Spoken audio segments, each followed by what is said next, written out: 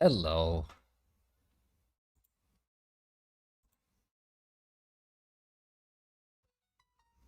Whoops.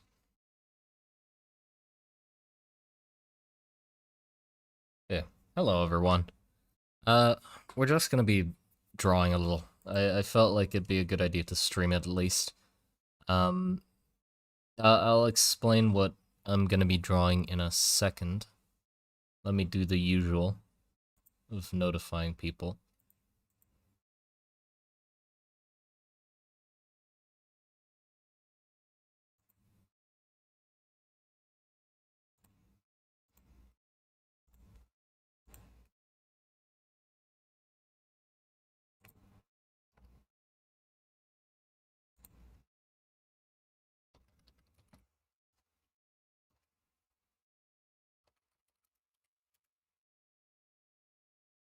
Okay. There you go. Yeah, it's gonna be a little more laid back. I don't know how much I'm gonna be talking. I'm gonna try to not just have the whole stream be babbling. I actually do want to get some drawing done. But exactly what I'm gonna be drawing on stream today is uh I designed a creature that digs, right? We actually designed this thing a while ago. But I want to redraw it. I probably can't find it, but it's the weird like pig slug thing that we drew once. You'll the people who were there for that stream, they'll see it and remember probably. I don't know. But I'm gonna draw it on this canvas because I was thinking I got a 200 prompt art book. What is that? Have you seen the new Trench Crusade board game? The art style seems like something you'd like. I know Trench Crusade. I didn't know he has a board game though. That sounds interesting. I haven't seen it though, no. But yeah, so I I I have a plan. I wanted to uh draw one big canvas that has all of the characters? Do you call them characters? Because it's like some of them are characters, like Jakob, like specifically named characters, but others are like just units in war. Like this isn't a character, this is just a soldier, you know? But like I guess let's just call them characters for the sake of simplicity. I wanted to put all characters on one big old canvas uh, to show scale, and also just so I can have a nice big canvas with all characters on it. Um, so yeah, that's the plan. And the one I want to add right now is I feel like I need to redraw these as well. They look like shit. Um, I they're just rough sketches, but still, I feel like there's something off about them. Still need to redraw them, and they're also all on one layer. I'd have to have a separate layer for every single character so I can like move them around easily without disturbing the other ones. But yeah, I wanted to draw a person from ROM who's specifically uh his job is to dig trenches.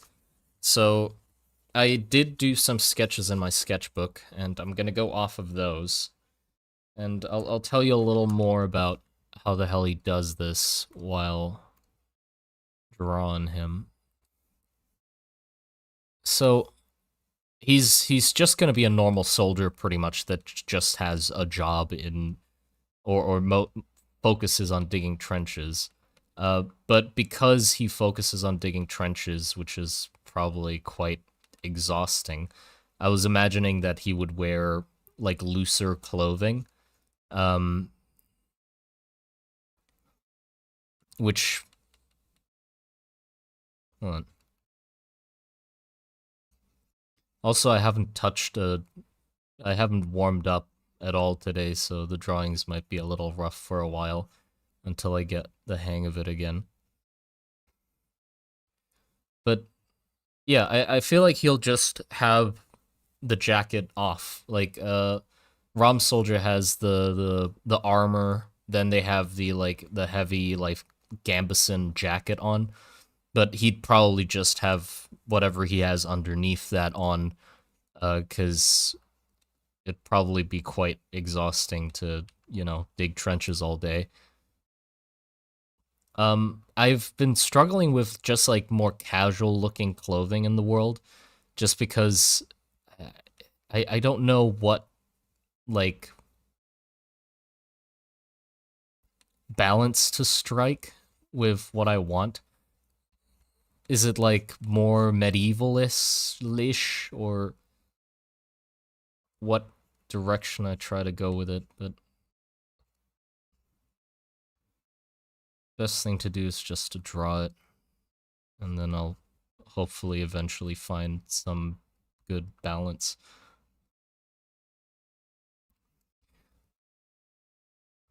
Yeah, and like, those loose medieval thingy shirts with like just the string in front and probably the pants as well. I want some like loose sleeves as well. I don't think they'd be cinched, or like slimmer at the bottom. This would like contrast Varus quite a bit. Varus's like average clothing is a lot more tailored, and like showing form. But for Rom, I feel like it's a lot more function over form, and they normally like clothing that's sort of loose on them more than Varus does. Yeah, like the classic medieval ship, like that. And then I was thinking that he would have the harness that the soldiers would have, just over that, to hopefully help tie it back into uh the World War I aesthetic a little more. Uh, and also the main thing that makes this guy stand out from the average soldier would be that he would have a bunch of inputs on him, just like hanging off of his hip. We can maybe think of like a nice way to illustrate that, because I do want it to look interesting. A bunch of like inputs to take in magic, because he's going to have these little digging slug things that they've tamed, basically, to help dig trenches. Let me just sketch them in roughly. I'll draw them clearer in a little bit. But yeah, weird slug things, and they will be connected to the inputs. They would have natural inputs anyway, like they're creatures that use magic to dig. So they have like this weird like front, like their face is a big old fingernail pretty much that's used to like disintegrate what's in front of them, and then underneath like their underbelly would be a bunch of like legs that push the dirt that they dug up backwards, and they'd have this little snout and little nose. I sort of want them to look like a mole, like they have a hidden mole head underneath the big nail. But yeah, they have naturally occurring inputs on their body. Hold on, I sort of sketched it out in my book how I wanted them to look. So they'd have their front head like this, then sort of like a middle section to their body, and then a tail like that. And all of it's like sort of like there's a lip going around the edge, and the front of their face would be this like very crude looking, like layered toenail or fingernail pretty much. uh and then there's the little schnoz underneath that, and they can use this to like disintegrate. uh and also I wanted there to be these like holes on their middle body like this, which are basically their nostrils, but they also can flip inside out to protrude like some sort of. I'm still on the fence if I wanted it to be hairs or some sort of like fleshy thing. But basically, this stuff that they can take in mana with, right? So they can flip those in and out. When we were first designing them, these are the small ones, by the way. There's like species that are as big as like whales, but we thought about them having nostrils and then nose hairs that sort of split off like fractal trees. So each of their hairs, instead of just being one hair, is more like this, you know? And so because it's like a fractal shape, that's what attracts the magic. But also because it's nose hair, it's to keep out the dust because they're basically disintegrating their way through tunnels. It means that creates a lot of dust. So it made sense that they would have a bunch of nose hairs so when they're breathing, they don't just breathe in the dust that they're just disintegrating. Um, and then they can flare it out to take in mana, but also like to blow out the dust that's collected on them as well. But yeah, so they'd have a bunch of these like connected via the inputs that he has, because they do have natural inputs, but ours are more efficient. So we sort of put extra inputs on them so they can dig better and faster. Does it have better scent than a dog? I don't know. I don't know if they would have better scent than a dog.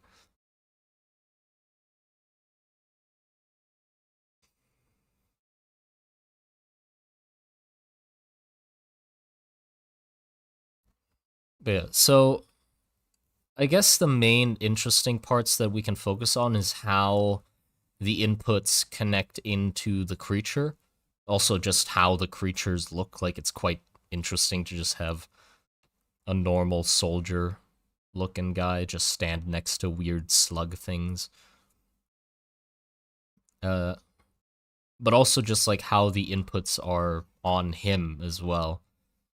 Like, I mean, it is quite a nice look just to have them sort of scattered, hanging off of him on like harnesses. Like, that is a nice look.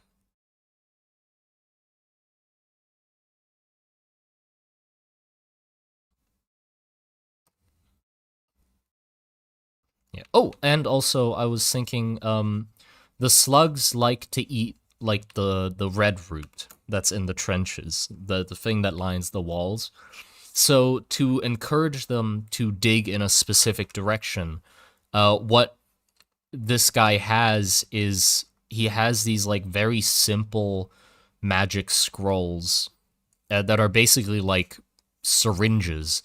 They have a casting direction with like a bit of red root sticking out within. They have a mana reserve inside, and written ifs to basically force grow red root in a certain direction in a straight line. So he can basically just stick the scroll into a wall, activate it, and then it will like very quickly grow a line of red root into that wall, which then when you take the slugs and just put them in front of the wall, they smell it and they're like, "Ooh, red root." And so they start like, disintegrating away at the wall and trying to eat the red root. So that's how you sort of tell them where to dig, is you like inject the walls with red root. Or you can I don't know if there's a simpler way to do it. I mean, you could just put treats on the wall, I guess, but having weird like injection syringe scrolls, I think, are neat.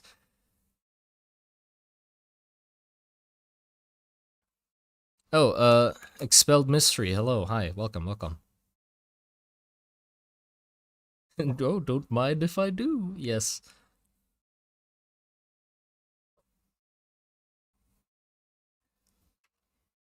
perfect timing. My power went out. Well, damn, that's not good. But yeah, so I guess this is him. What else do I need to add? I mean,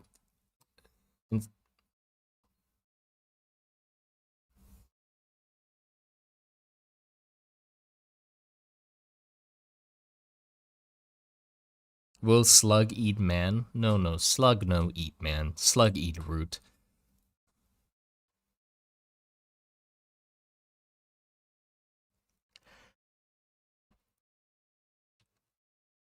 A nice hat.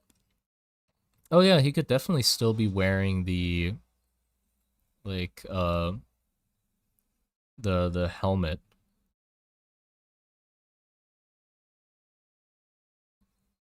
The ROM helmet. Oh, also, yeah, a gas mask actually would be a good idea because again, the dust, like this would cause like a bunch of dust to appear. So having him wear a gas mask might be good. But if I do like the head and gas mask combo, it might be a little much for the rest of the body.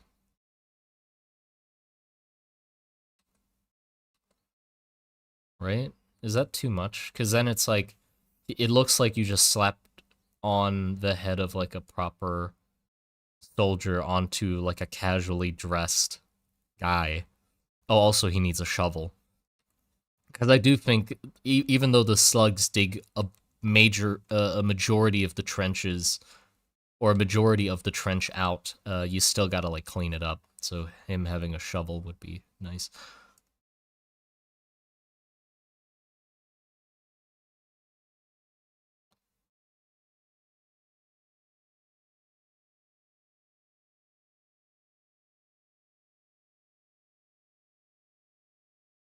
What is the flavor of the dust hog? I don't know. I don't know what the flavor of the dust hog would be. And thank you for reminding me of the name, by the way. I completely forgot what we were gonna call them back when we first designed them. But yeah, dust hog it was. Yeah, I was saying maybe we just do the gas mask and then just have like hair sticking out. I don't even know how much of the face the gas masks cover. Like, are they like bald caps? Like, do they go all the way back? I mean, there's definitely straps. But then, I gotta do like hair. Because that helps it be a little, fit a little more.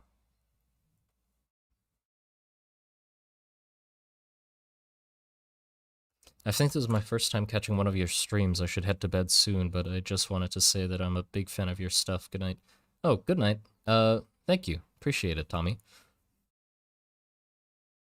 Petition change this channel name to Hog Garden. No, no, we're not calling it Hog Garden. What? Crank in the Dust Hog? What?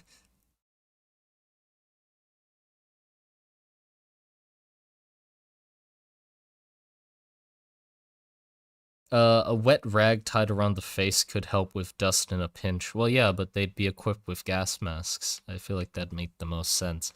I don't know why you'd send out. I mean, saving costs, obviously, but I think they are decent enough to equip their guys with gas masks.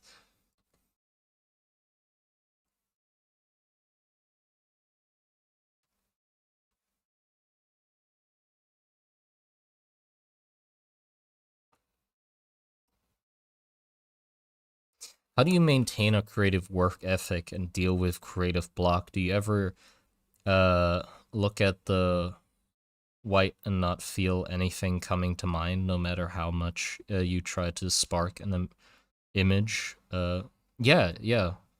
I mean, if you think I have a good work ethic or creative workflow, then you're clearly not looking at my video upload schedule.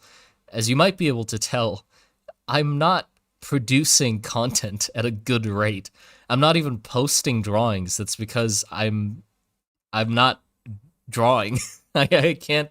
It is very hard. I'm struggling all the time with trying to get myself to actually produce drawings, even though I don't want to call it art block.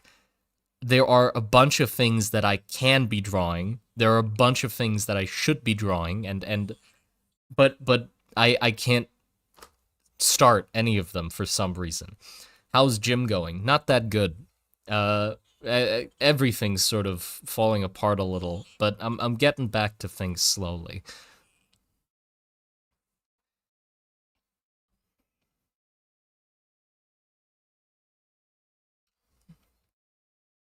Yeah, how does the gas mask? Okay, so the ROM gas masks, by the way, they have like a molded in face in them, which I like.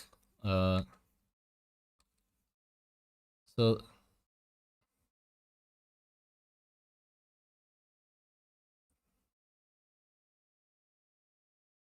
something like that, and then the filtering canisters. Do not look up Trench Crusade. Why? I mean, I know Trench Crusade.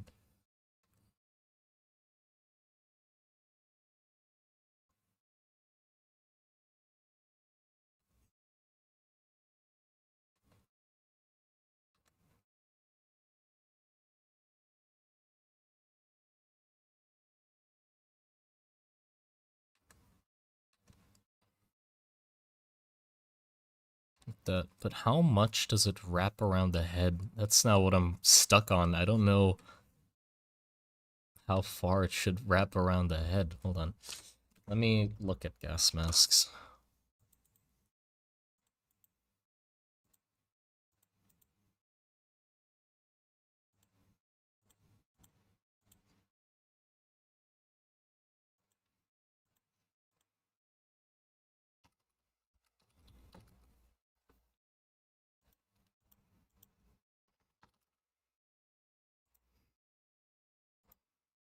Yeah, I think that one probably would make the most sense.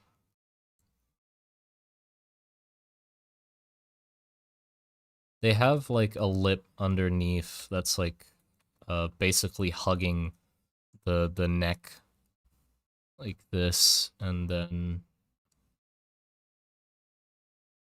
sort of just, yeah, they sort of just go around the face. Then straps here, here, and then on the top of the head.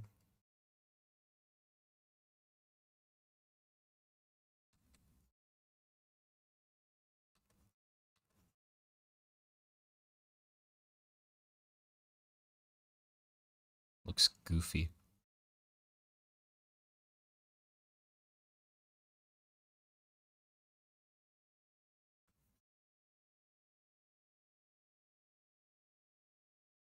That looks so goofy.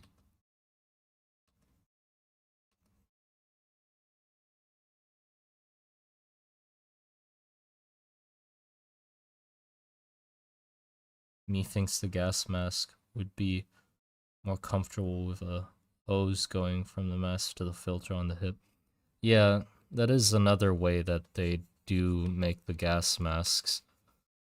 I mean, I've seen it both ways with it like just hanging off the face and also like a hose coming out.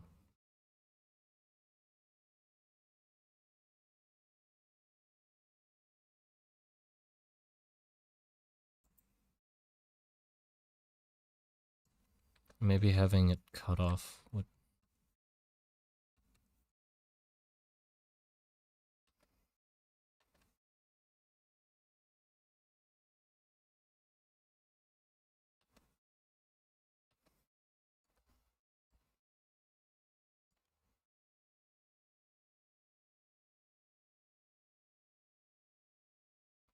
Yeah, I can feel not having drawn in a while definitely affecting my ability to draw. This thing's a mess.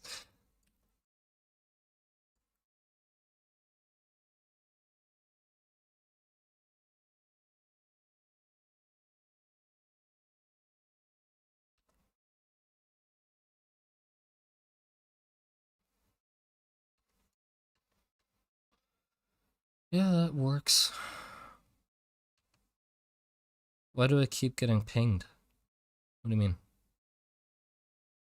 How's the book going? Terribly. I honestly, I'm having an existential crisis about how the hell or what the hell I want this thing to actually be. Um, the book and the whole project as a whole. I don't know what the hell I'm doing with it at all.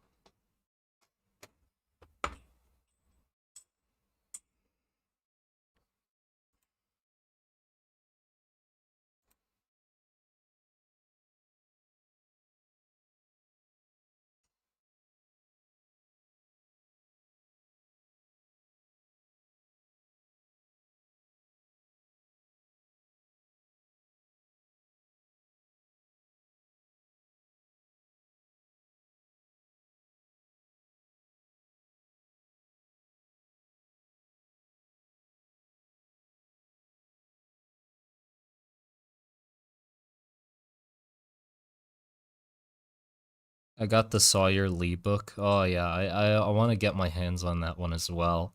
I wait, is the Kickstarter still going? Because I definitely want to get that one. I don't know if he's gonna ship to Thailand, but I'd love to have one. It might help me get some inspiration for what the hell I want out of my book as well. But his book is just wonderful. If any of you don't know yet, by the way, Sawyer Lee has a YouTube channel that you definitely should check out. He has a world building project that's all about uh, very interesting dragon designs, how to hunt them, their behaviors, and also other creatures in said world that is filled with dragons. And the other creatures are also equally interesting to the dragons as well. But he just recently has a Kickstarter to release a book about dragons in the world, and I don't know if the creatures are in there as well. I didn't look at the Kickstarter page too long, but you should definitely check that out if you like yourself some dragonology or any sort of cool fantasy creatures. He's definitely your guy. But yeah, I need to get my hands on that book so I can understand what the hell I want my book to be. I've been, another book that I've been trying to get my hands on that anytime I get notified about, this is what annoys me. On Twitter, instead of me getting announced or getting notified when the book is available, I keep just seeing the notifications when it says it's out of stock now. The book I'm talking about is fucking what it. Oh shit! I forgot the name. You know that book that is like a guide to a game that doesn't exist? The hell's that one called? Like the style is incredible of that book.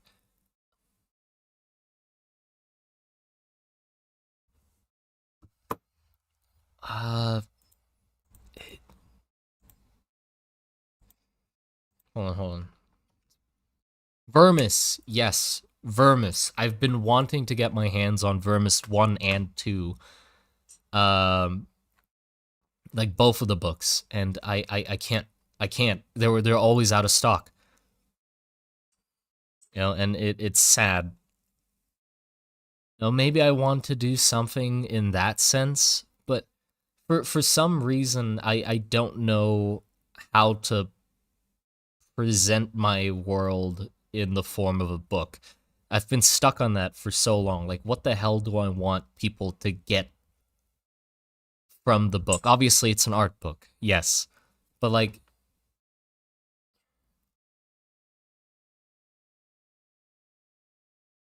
you should stream the Vermis fan game. There's a fan game. I didn't know that. Yeah, because it's a non-existent game, but they made it real. There's a real fan game made of Vermis. That's neat.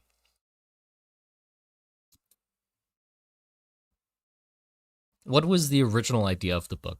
Well, the original idea with the book was literally it was gonna be a book about the world, Rust and Trenches, from the perspective of inhabitants of the world. So the it would be an art book depicting the world, its characters, short stories about characters in the world and its environment and stuff like that.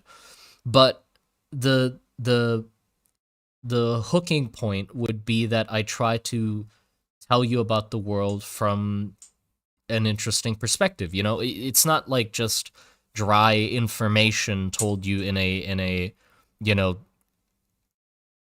like, oh yeah, here's everything you need to know about this character. It's more like you'll get snippets from him or people that know him or stuff like that. Uh, and all of that information that you get in the book is all from a non-narrator perspective or non-narrative perspective. Basically, it means the information doesn't have to be 100% true, right? Which I think is fun. Instead of just telling you things outright, things are told from people, and people don't know everything, right? So that was literally it. It was just gonna be a book that's like written in a nice little way with like art from the world, but it's really hard to do that. And I've just been struggling with thinking, like, is that what I'm gonna do? I don't know why I'm like having an existential crisis about it. Like that is something I should just be able to do. Nothing's stopping me. But yeah, for some reason.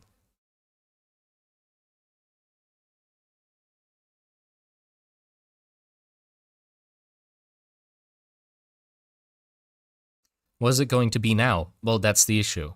I don't know. I don't know. That's that's kind of the problem is I have no idea what the hell I want.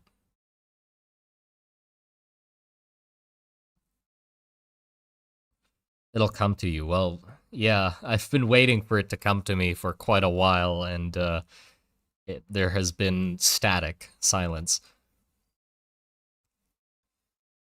Basically, Blood and Fire from George R. R. Martin. Wait, but the idea is perfect already. Well, I, I guess it's like I've sort of just been stuck on like I feel like the project has to be something else besides just being an art project, but that is what it is. Like I yeah, I feel like I've just been having trouble with accepting that it is an art project. You know, just I like drawing things in the world, and that's what it's about. Because like I see like other projects from other people that like turn into board games and miniatures, and like they have rule books, and like it sort of becomes its own thing. And then I look at mine, right? And then it's like, well, what is this? What is it gonna be?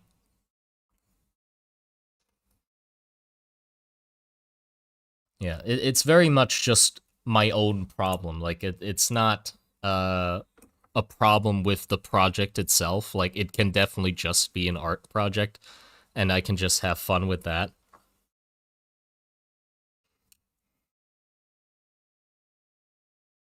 You don't have to think too far ahead. Yeah, I know, but I that's sadly easier to say than just to shut off that part.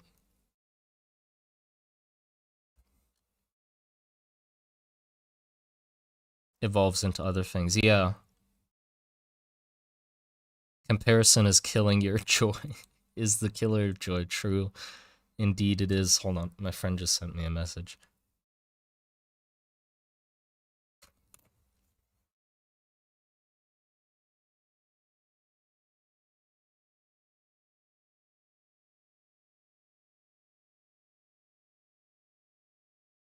Oh shit. Yeah, I might have to disappear. Not right now, but I'm asking him when. Gonna go eat something together. Thinking is too hard. Just stop doing it, and all will be well. True. Around 5 or 6. Yeah. Okay. Sure.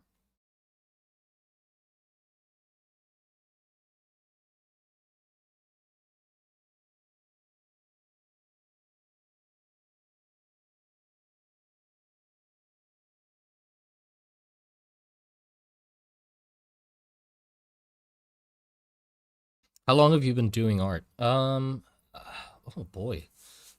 I it's been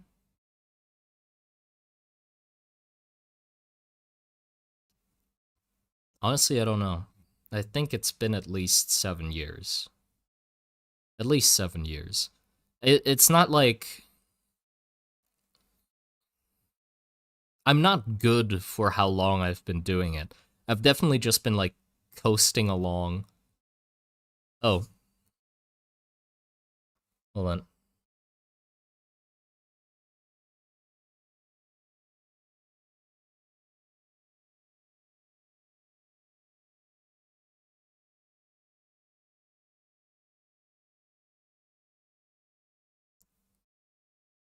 Yeah. Okay, are we back?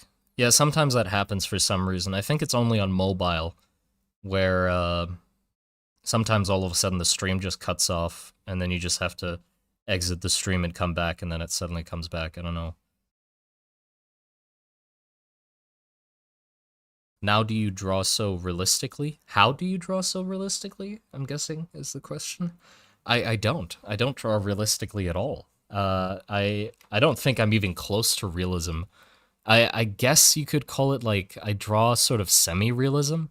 Like my proportions and the way I draw fabric are very unrealistic, and the amount of detail I put into designs is honestly quite cartoonishly.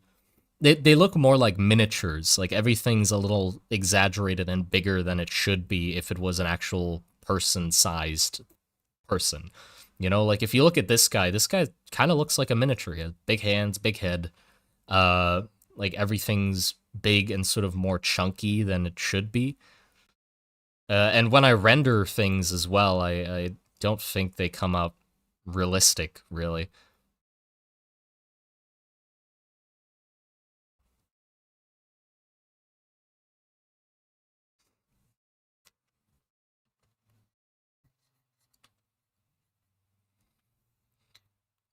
But yeah, okay. Let's. I want to draw him in like a proper pose,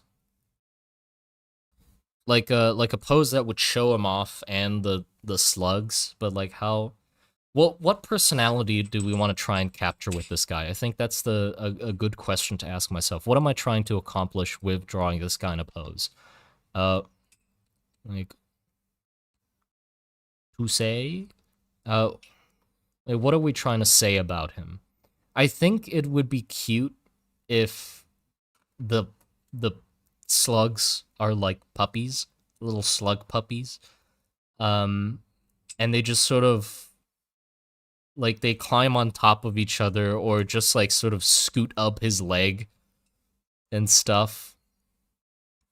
He likes his slugs. Yeah, I think like that's important. He likes slug. It's not like just a tool. It is the same way that sort of like a you know, if he had a dog, it'd be, you know, he'd care about the dog. These are like dogs to him. Sluppies. No.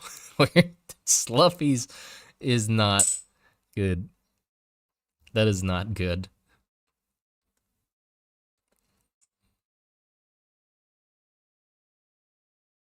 Or pugs. Wait, no. Slugs with pugs. Yeah. Pugs are slug puppies.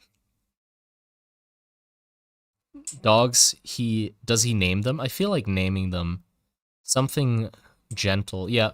I feel like so he likes the slugs. Also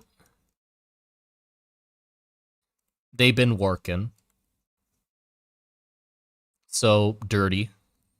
Something just dirt covered, muddy looking, kind of going on. Basically like having a break uh between shifts of some sort.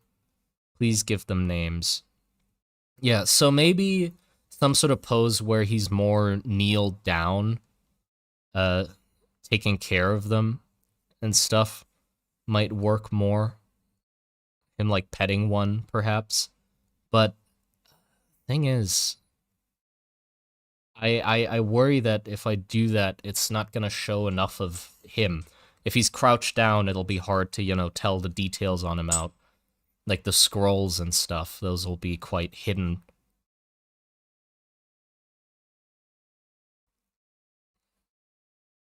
Leaning on a shovel. Yeah, we could do more like a how do you lean on your shovel? I guess like this kind of thing, you know? Where you lean your hand on the hip like this. It's just yeah, hey baby. How's it going? You like me and my slugs? Kind of lean. That's definitely not the way to do it, but maybe more like he's leaning like this and then has one of the slugs like crawling up his leg and he's just like scratching its head.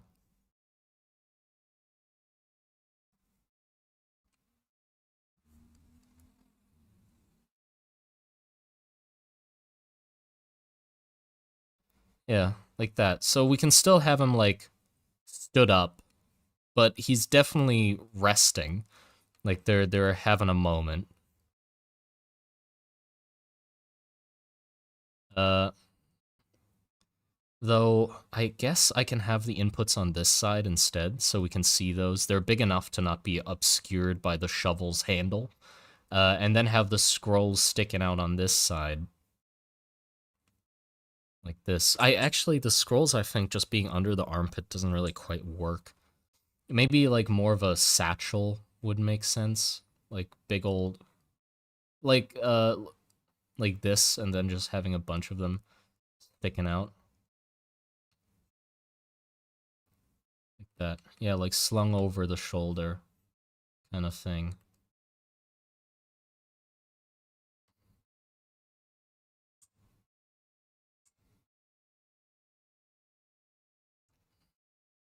Slug facts for your inspiration. What do you mean? Did I miss some slug facts? Did you just give slug facts?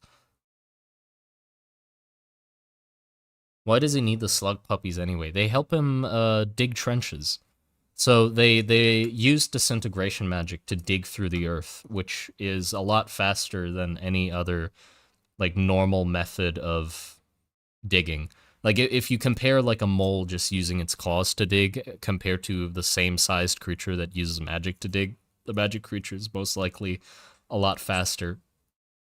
Uh, so they use these like tamed dust hogs, as we chose to call them, to dig trenches, and he, has them as pets. Very ironic that slugs are fast. Yeah. Have made glue used in hospitals based off of slug slime. Yum. No, I have not heard of that yet. The real question, why wouldn't you want a slug puppy? True. True.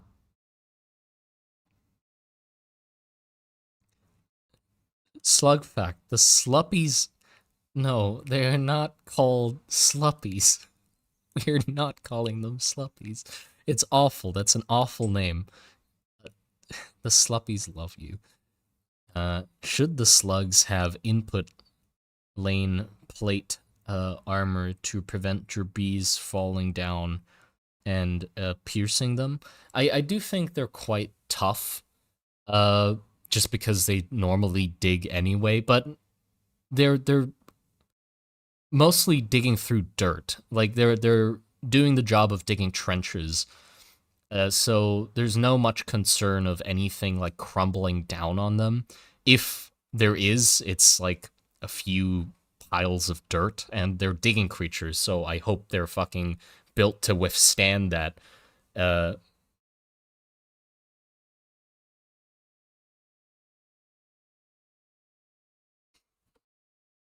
are airplanes or something similar in your world? I do think balloons, something like balloons, would exist, but very primitive for now. Like they definitely haven't managed, or it's nothing that would be good for like long distance travel. Like the balloons wouldn't be faster than any sort of ground travel. and you wouldn't be able to use it to go up the pillars either, because, well, my excuse was high winds, or it's just like very extreme weather conditions the higher you go. A war zeppelin would definitely look cool. I was sort of thinking that they would have balloons that are used as spotting devices. Like, I was thinking about a mage or like a magic thing where they basically have like a balloon with eyes on it, connected to someone on the ground who's looking through those eyes to spot things. Um, and that's basically it. Like, that's the only thing I've thought of that balloons could be used for, because using them for anything like moving across the battlefield would be kind of dumb, because there's people with guns and acceleration mages ready to shoot things down. The dust in the air might help you be disguised a little more, but if they know you're there, I doubt you'll be up there for long.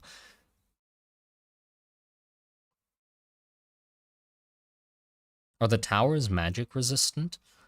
No, no, they're not. You could shoot them with magic. You can disintegrate them the same way you can stone.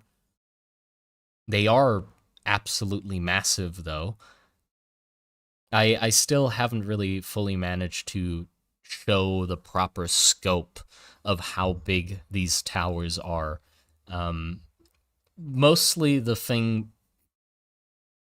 preventing people just fucking with the towers is, if you're in a world where there are giant towers believed to hold up the heavens that are like the size that if you're close to one, it looks more like a straight wall just ascending into the skies.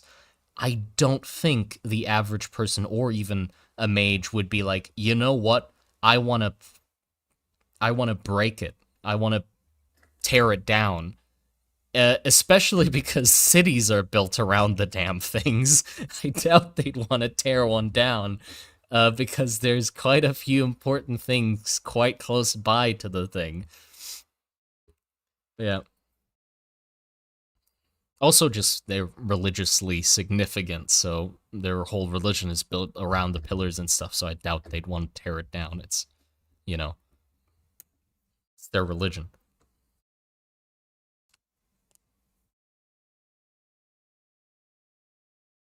Does the slug have weaknesses? Yes, scratchies. Scratchies are the slug's weaknesses. No, but I mean, weaknesses.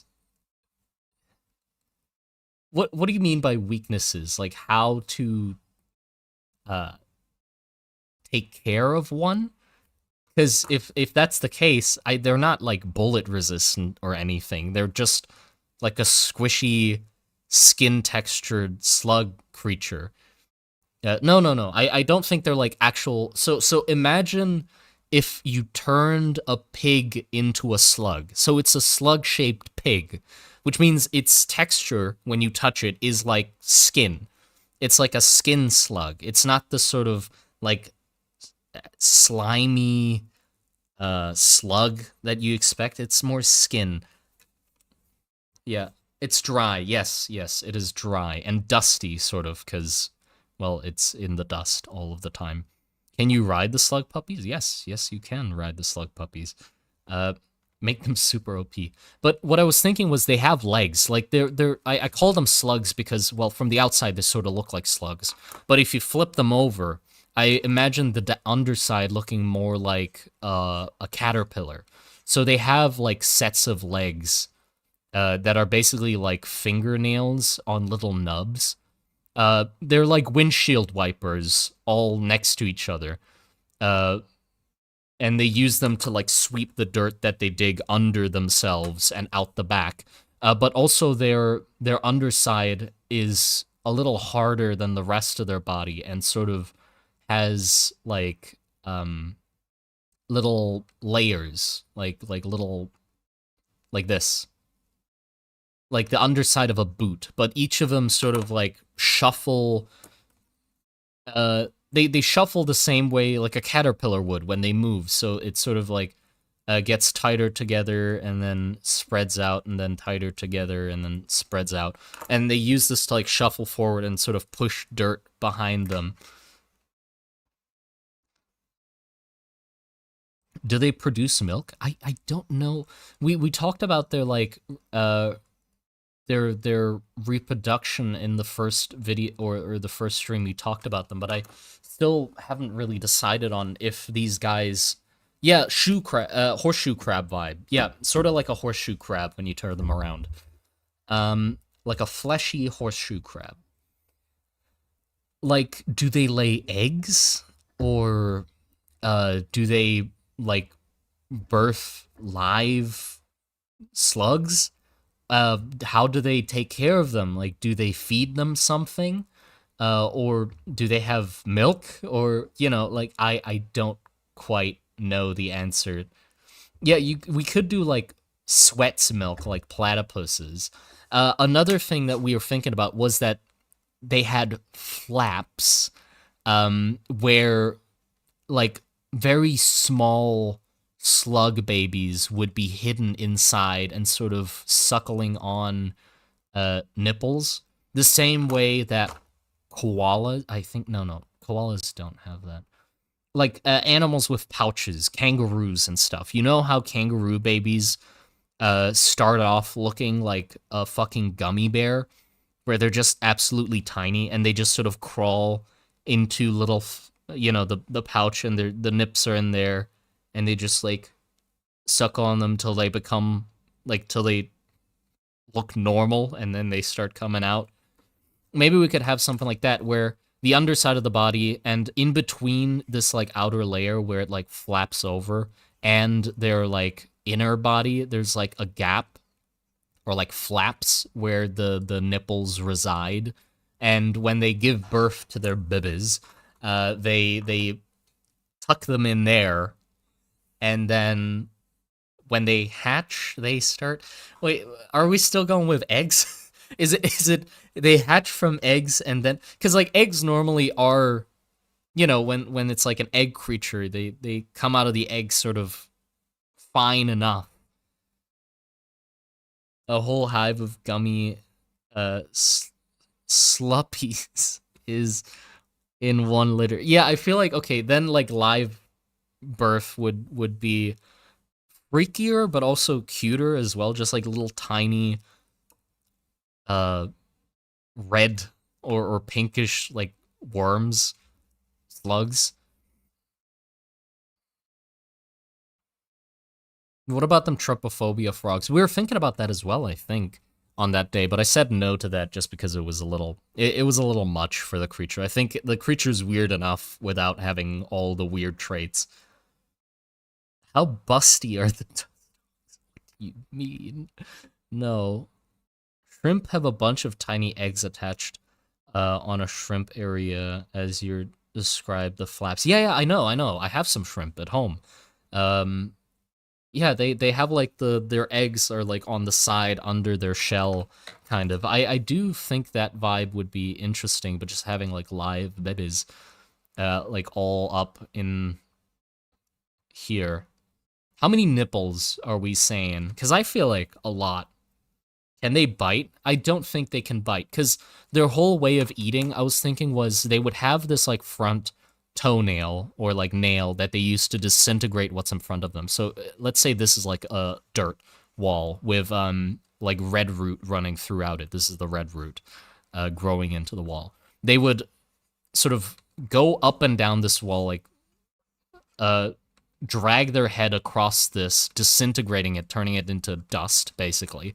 And then that dust would pile up here, and then they would scrape this underneath themselves and behind them. And as they like scrape everything that they just dug out under them, their little schnoz and mouth slurps up anything that is ground up red root instead, because this dust would be a mix of the dirt that they disintegrated, but also the red root that's disintegrated. So yeah, that's like how they eat. So they, which means like I feel like they're nose and mouth on the inside are quite dexterous to like get all the crumbs. So I was thinking that this like nail part of their head that is quite hard is sort of like very wide, the same way like this to obviously it has to be like the widest part of the body, kind of. Well, it doesn't have to be. They can turn left and right to dig tunnels wider than themselves, but still have it be kind of wide. And then inside that is like the nose, and then like the little mouth that's just like a triangle, like that.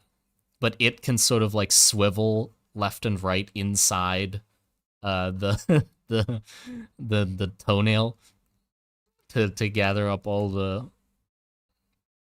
How do they filter it? I don't know.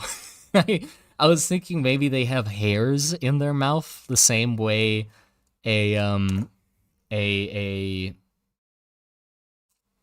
whale does, but I don't know how they would filter red root from dirt.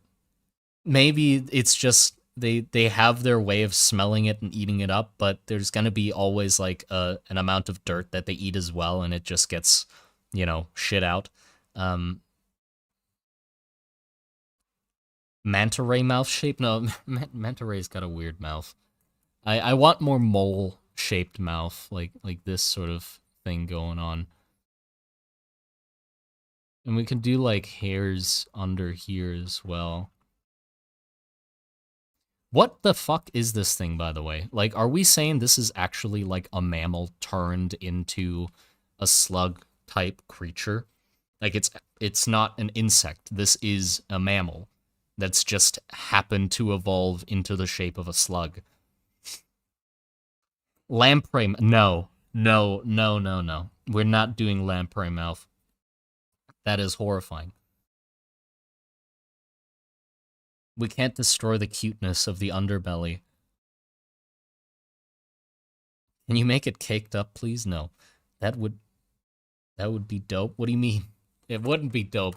Fucking lamprey mouths are horrifying. And how does that even... Lamprey mouths are designed to latch onto something and then take like a bite-sized chunk out of it. But this creature wouldn't... That's not how this creature eats. So it wouldn't make sense for it to have like a sort of lamprey-style mouth. I mean, it doesn't make sense for it to have this kind of mouth either, I guess.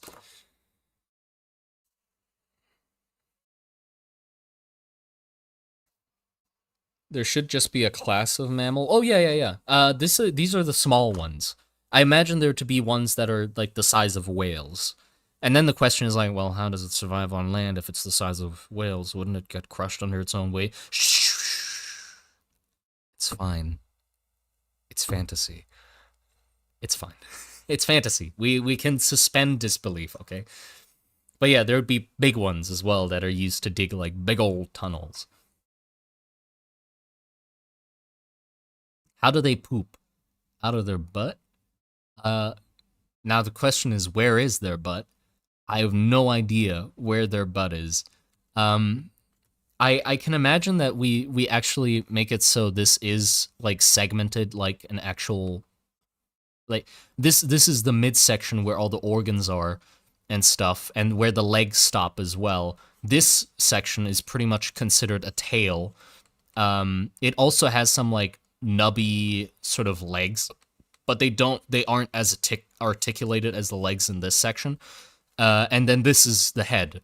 So the butt would be here. It would poop out of here, instead of like out of here. Right? I think that makes the most sense. It's just have the butt here.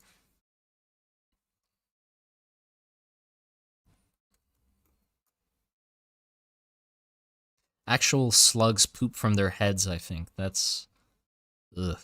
That's not nice to know. Sluppy slushies. Get 2 for 1 now. What? Made from dust hogs. Not made from dust. Oh, thank goodness. Slug butts are on the mantle, so still kind of the head, but slug anatomy doesn't really apply. Yeah, slug anatomy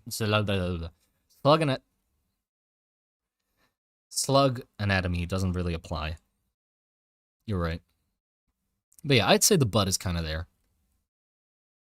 Name it Penelope. Penelope? Penelope? For some reason, I feel inclined to deny that name. Don't know why. Penelope. Have you seen Arcane? For some reason, no. I don't know why. I've not been putting it off. I've just never gotten around to it. Um, I've been trying to like catch up on animated series, and Arcane has been on that list for quite a while now. I was planning on watching it after Blue Eyed Samurai. Like I finished Blue Eyed Samurai, and then I was like, okay, next is Arcane, and then I just got sidetracked, and then never did. But thank you for the reminder. I'll probably do. Uh, I will probably watch it soon. Have you played Darkest Dungeon? No, I don't like suffering. It says, well, I do play games that make me suffer, though that is not one of them. I do like the art style of it, though. I have watched people play it, like Let's Plays and stuff, and it looks very fun and painful.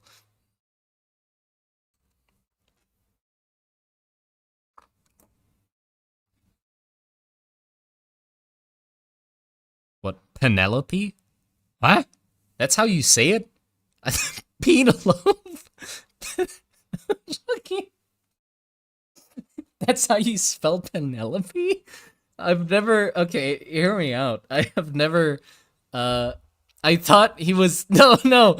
I saw the word Penelope and I was like, oh, he's giving me suggestions for like a sort of scientific-y sounding name for them. Because scientific names have like weird ways of spelling them, right? So I was like, oh, it's a scientific name suggestion for the species because we're talking about the species. So I read it in a way that I thought would make sense. So Penelope, like, oh, this is the Penelope worm or something. Sorry to everybody named Penelope, I guess. I couldn't recognize your name as a normal human name. Yeah, I've never seen the word or the name Penelope spelt out. Whoops. Apologies. Okay, Penelope. Yeah, Penelope would be a great name for for the for the slug puppies. You never connect. No, is that not a thing? Like sometimes that happens to people, right? Like you hear the word so many times and you know the word, you know what it means and everything, but you've just never seen it written out. And so when you see it, you don't immediately think, "Oh, it's that word," because it's written out so weirdly compared to what you think it should be.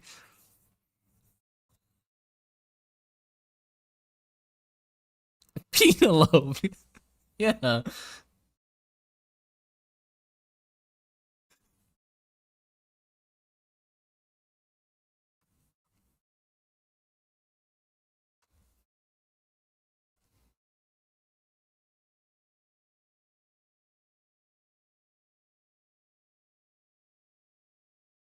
I don't know how to pronounce Hermione? Hermione? The fuck is Hermione? Before Oh, Hermione. See? Fucking hell. Yeah, Hermione. Right, Harry Potter had a movie. So when I read it to my sister, it was Himiron. Yeah, I can see that. Well, I have never seen that name either, so there you go. Hermione. But who the fuck? How the fuck are you supposed to read that and interpret it as Hermione?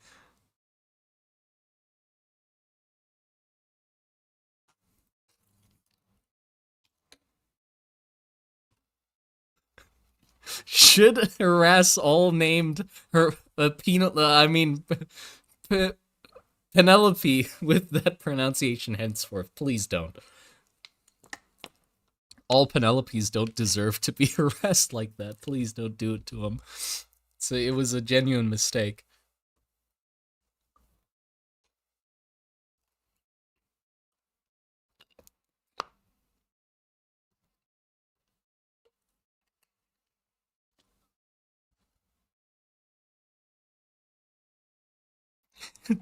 Yeah, I would not be a good teacher, that's for sure. I'd butcher everybody's name in the class. I'd feel terrible every time there's a roll call.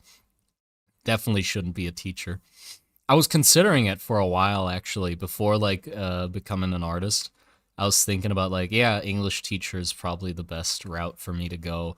Like my English was quite good uh compared to other students at the time. I was going on like, speech competitions and stuff. So I was like, yeah, English teacher. It wasn't like I want to be an English teacher. It was sort of like if nothing else works or I can't find anything in time, I'll go English teacher. you know? That was the way I was thinking at the time. But then out of some very coincidental uh things happening in a very uh strange way, I just became an artist all of a sudden. The stars aligned.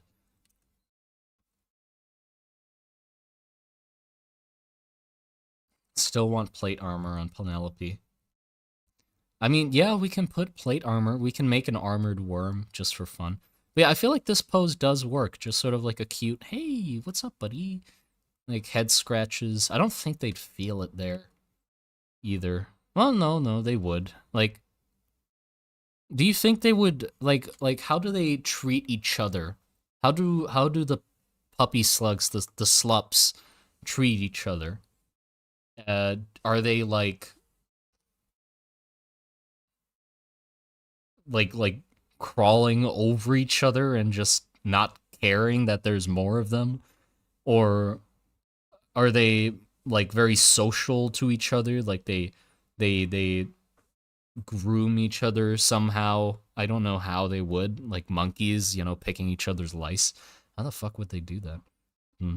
I guess they have a bunch of legs. They would just climb onto one another and then just sort of clean them. I guess they nuzzle one another. Fair. That is cute. They Slurpees eat each other alive. No, no, don't please. They don't. They don't eat each other. Come on.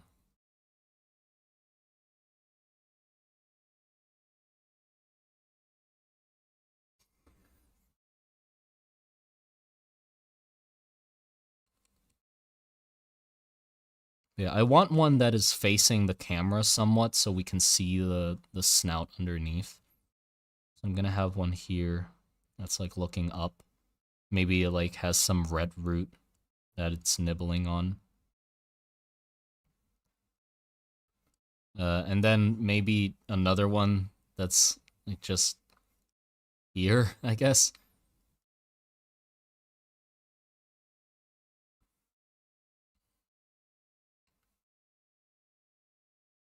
The cables would get tied up all the time, which would be kind of annoying. I imagine that the cables would be easy to disconnect just to untie them.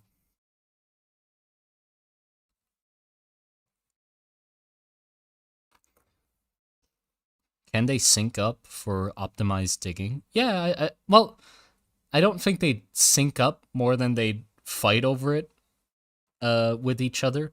I don't know how they don't accidentally disintegrate each other. I think they'd probably be careful enough.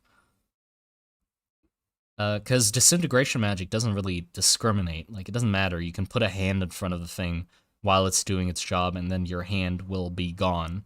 Um, so, I mean, if we're going with, like, the syringe route, you could just say that you make, like, multiple paths next to each other for them to all eat away at. But if it's, like, one path, I can sort of imagine them, like, scooting around it all together like this, like piling on top of each other trying to get at it. Do they have lips? Yes, I think so. Like, I think I want them to sort of have like a mole mouth. I've been obsessed with I've been playing a bunch of Deadlock. If you don't know what Deadlock is, it's like the Valve game that's sort of unreleased alpha invites only, but very easy to get into as well. The fucking MOBA thing. And the reason I wanted a face like this was because I've been thoroughly enjoying playing a character called Mo and Krill, which is a big mole man, ridden by a smaller, weird looking guy, and they're sort of like mobster characters. Hey, we coming to collect our debt, kind of characters, you know. And Mo is like the big brawler who's like quiet and doesn't say anything, and then Krill is like his pal, his buddy, you know. Go get him, Mo, kind of shit. I love their dynamic. I can sort of imagine Mo having been maybe like picked up or found by Krill uh uh at an early age or something like that, and then taken care of. That's why they have such a bond or something. But yeah, so I've been enjoying playing those guys because uh it's fun to play as them, but I feel like the enemy team hates me, which is always the most enjoyable part of playing Deadlock, is to try and make the enemy team hate you as much as possible.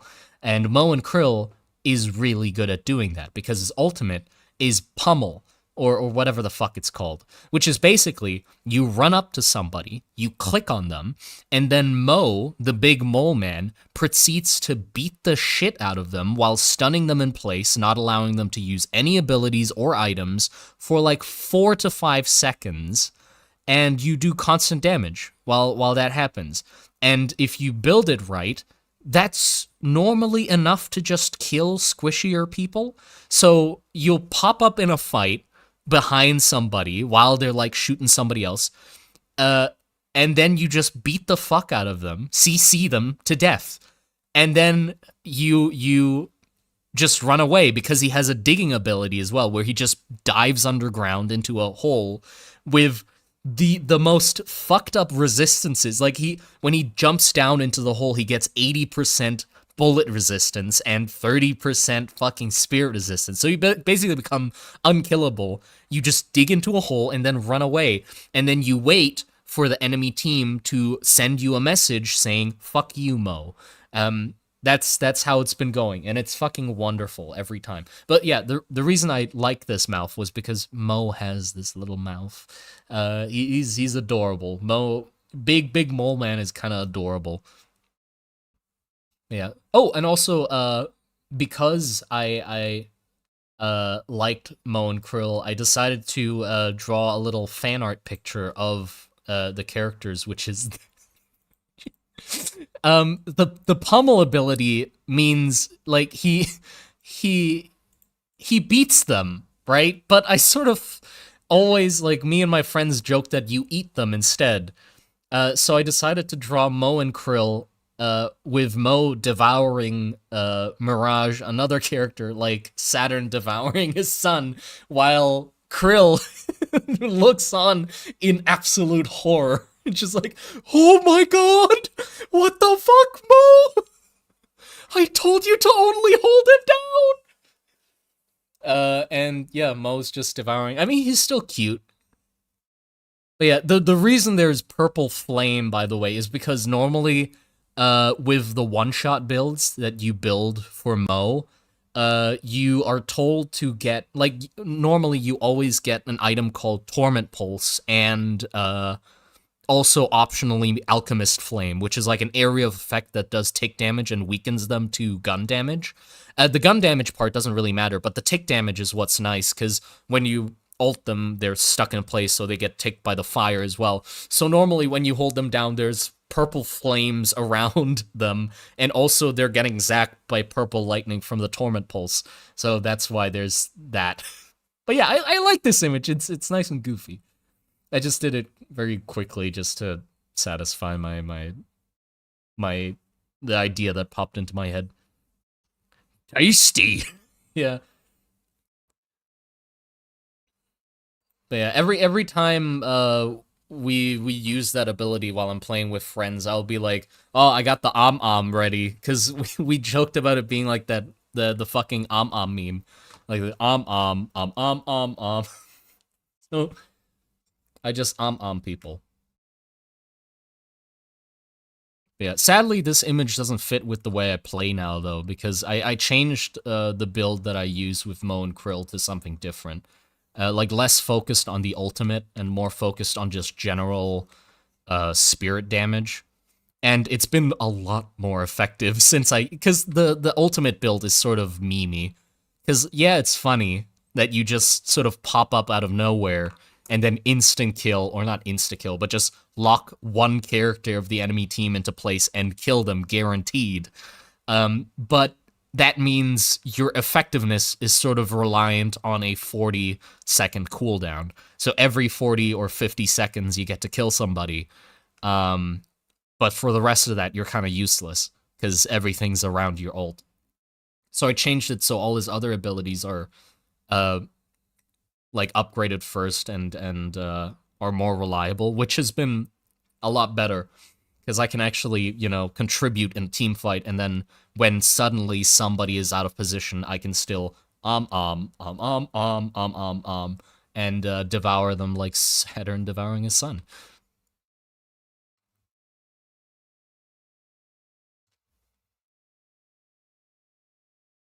Yeah,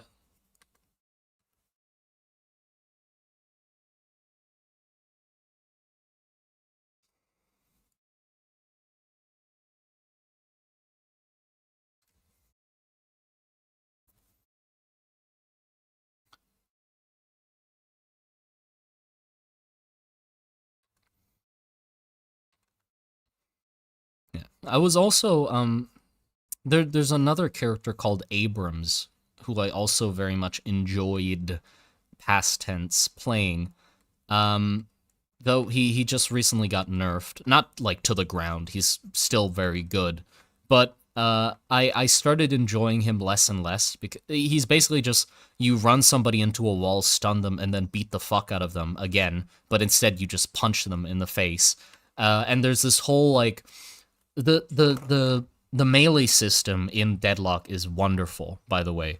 Like if you haven't played it, it's a shooter, a MOBA, yeah, but they also just have a punch mechanic, which sounds very simple on the surface, but it adds so much. You basically there's punching, there's heavy punching, and there's parrying.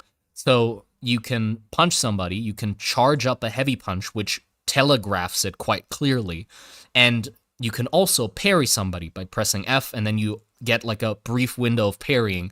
So if anybody punches you while you are parrying, and you parry it successfully, they get stunned. Um, but punches do a fuck ton of damage. So the the fun part is basically you're playing a mind game with the enemy, being like, am I gonna heavy punch you? And if I am going to heavy punch you, you have to parry me in time. But the punches are so fucking maneuverable. Like the heavy punches, when you charge them up, it sort of lunges you forward a little bit, but you have so much like turning mobility while doing that. So what you do is, if the enemy is like good at parrying, instead of just heavy punching them and taking a parry to the face and then, eating a bunch of damage because you're stunned for a while, you like you're about to heavy punch them, and then you just turn around or like turn to the side to force them, like they parry, and then you just whiff them, and then their parry goes on cooldown, and then you beat the fuck out of them. And so it's like this wonderful like mind game of with Abrams is like you get the guaranteed punch in from the stun, and then you just sort of shoot them and punch them, like light punch them and heavy punch them in very random intervals so that their mind just gets scrambled and they don't know when the fuck to parry. And then you heavy punch them, they parry, and then you just cancel your heavy punch with your first ability so their parry runs out, and then they just punch them again, which is wonderful. It was fun. It is very fun. I like that parry game because I'm sort of good at it. Like I'm sort of good at like juking punches out of people or parries out of people, and confusing the fuck out of them because most of the time I don't even know when the fuck I want to punch because I just spam the buttons randomly.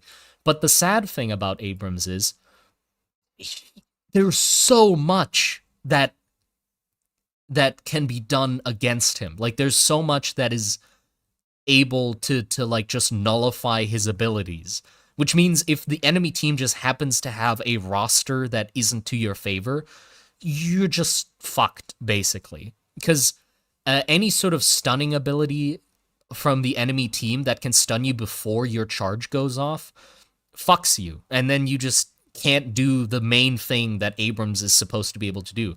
There's this guy called Mirage, which is another character, and he can like turn into a tornado and dash in a direction briefly. And when he goes through you as the tornado, it picks you up into the air and sticks you into the air for a little bit, like it stuns you in the air. And the stupid thing is, I can't fight against him at all if I don't have like silence or fucking like slowing hex to cancel his abilities, because basically you charge him into a wall and then you're about to punch him, but he just tornadoes through you. You miss the punch. He stuns you instead, and then gets way more damage than you off. So it is impossible for you to trade him with you being like winning, because after he tornadoes, he's also out of range of your first ability, which like life steals, and your charge is obviously off on cooldown now. So you're basically always losing when fighting against him. Or there's the flying guys who also just cancel you out. Bebop can just hook you or punch you to knock you out of the charge. There's so much that can just cancel him out. When it works, but when it isn't, it's like, it's just boring because you don't get to do the thing that Abrams get to do. But yeah, so that's why I'm like enjoying Mo and Krill a lot more, because he's just a press 4 fuck you button, and the rest is just like, God, his heal is so disgusting. What's the game called? Deadlock. Deadlock.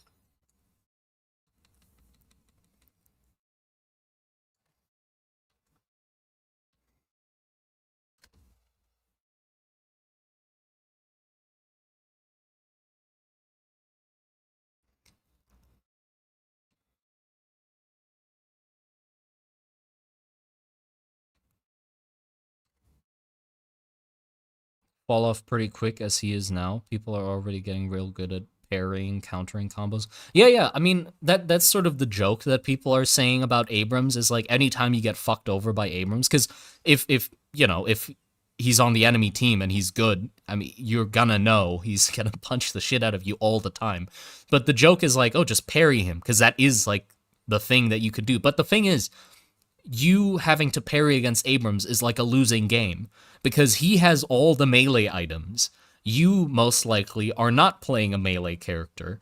So you're playing a rock, paper, scissors game where that if he loses, yeah, he gets stunned for a little bit, but he's tanky as fuck. But if you lose, you're dead. So even if you are good at parrying, he also has all the tools. Like, he is Abrams. He focuses on punching, so most likely he's doing all the like juking and parry feints and stuff like that. So you're basically forced to play his game, which he is most likely better at. And also, if he wins, he kills you, and if you lose, you get like a bit of a stun out of it. But the real thing is, there's so many other things outside of just parrying him that can cancel him out. Most of his tankiness comes from healing himself. Just get anything that stops his healing, he's kind of fucked. He's not that fast, even. Like, yeah, he has his charge and stuff like that, but besides that, he's sort of like just walks at you. So just have anything that slows him. Also, slowing Hex is really fucking good, because his second ability, the charge, is considered a movement ability, and his last ultimate ability is also considered a movement ability. So slowing Hex, a 1,200 soul item, which is the second tier, is really cheap, can cancel his two main abilities. So you could just put that on him. He's slow as fuck. He can't use his major kit, and then just like put some like healing debuff on him or something, and he's fucking dead. And that's besides if you're already playing a character that completely cancels him out.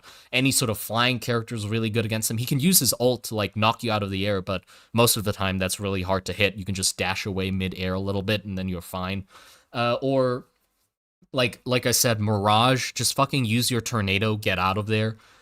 Keep range. That's it. Like, it's very easy to deal with his bullshit. Tails, I stop punching you. Heads, you fucking explode. Yeah, when it works, it's beautiful. But most of the time, like at first, like when I was like lower rank, I mean I'm not high rank, but even like just being a little bit higher rank, people start knowing what the fuck punches are and like how to deal with certain characters. You're fucked. Like you're dealing with people that already have like uh things that cancel you heal. They have slowing hexes. They have everything that needs to be done to like stop you in your tracks basically, and you don't get to play kind of. I'm talking about Deadlock, game I've been very much enjoying.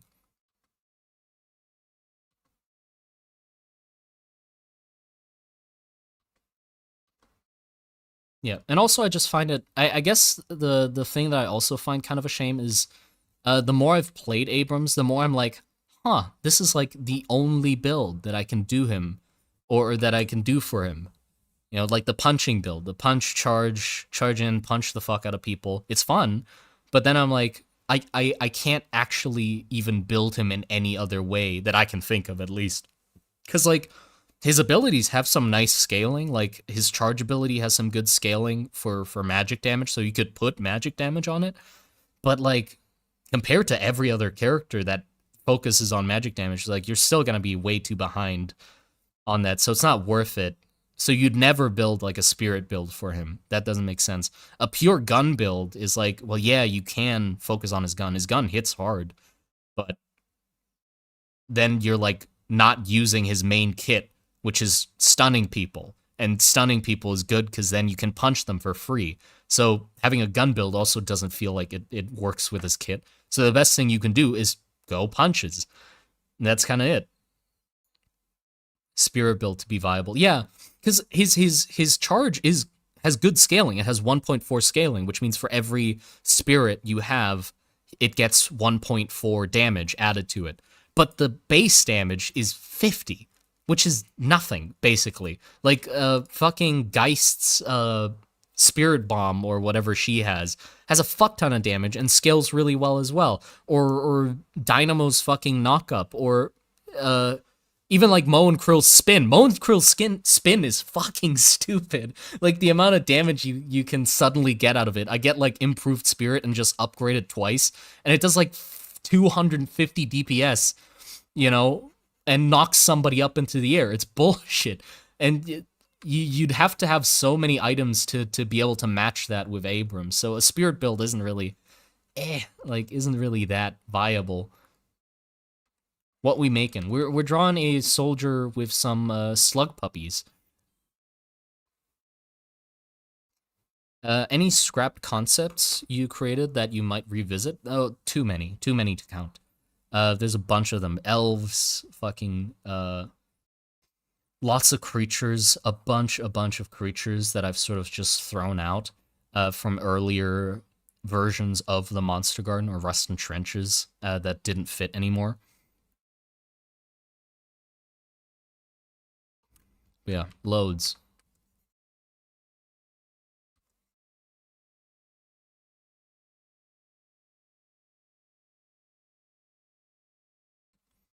Finally embracing the name. No, we're not going with slug puppies. It's just the name I can think of most easily. That doesn't mean we're gonna go with it. Don't get your hopes up.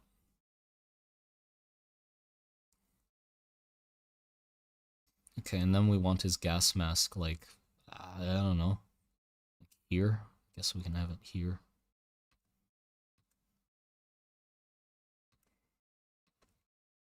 What the fuck does a shovel look like? Like a... Okay, I know what a... I don't have shovels, you know? Or at least over here, when I dig a hole or something, like in the garden, we have like the... Are they called spades? Siam?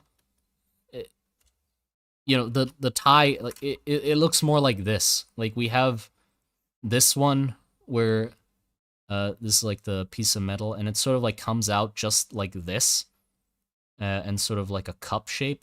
Like I have this one, right? Uh, that's drawn very badly, but you know what I mean, right? But then I also have the hoe or whatever it's called, like this, where you chop down. But I don't have like just a shovel, so I don't actually know what the fuck a shovel looks like.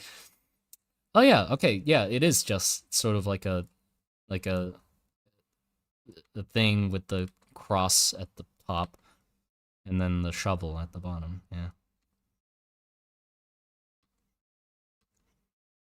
I mean, do you think that would be the best tool for this?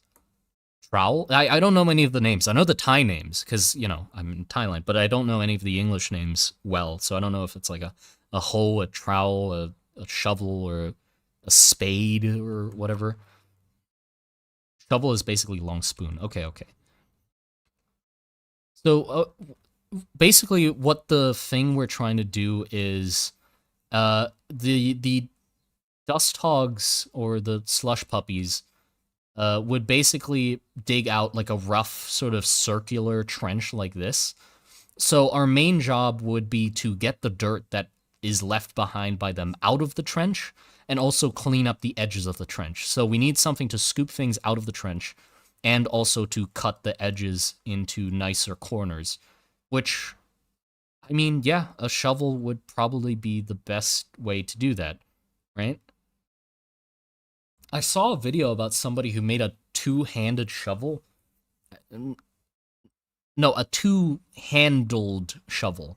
Like it had a second handle coming out of it like this, where it had like another handle like this, so that you didn't have to bend down as much to get like to shovel things off the floor. So you could sort of be more upright while shoveling, which was kind of neat. I don't know if I want that. We might be able to use that for something, but I think it's gonna look a little too goofy. I seen that video. Yeah, yeah, yeah. Yo, just got here. I might not be able to watch since my internet is so bad right now. Oh, no worries. Like a minigun. Yep. A regular shover, Western spade is more of just digging. The design is made so you can rest your foot on it and give it extra strength to push down. Huh. Oh yeah, because the shovel is like this, right? And the handle is embedded in the metal, and then it has like these two little lips that come out, right? I don't know if they come forward or backwards, but it's like something like that, right? So you can have like a place to put your foot.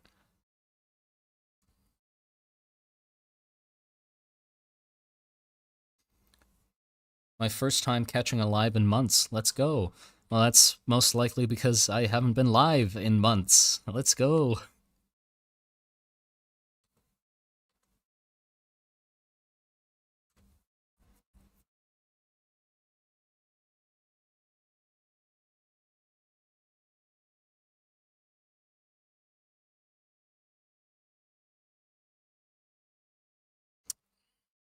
We making it out of the trenches with this one. Yes.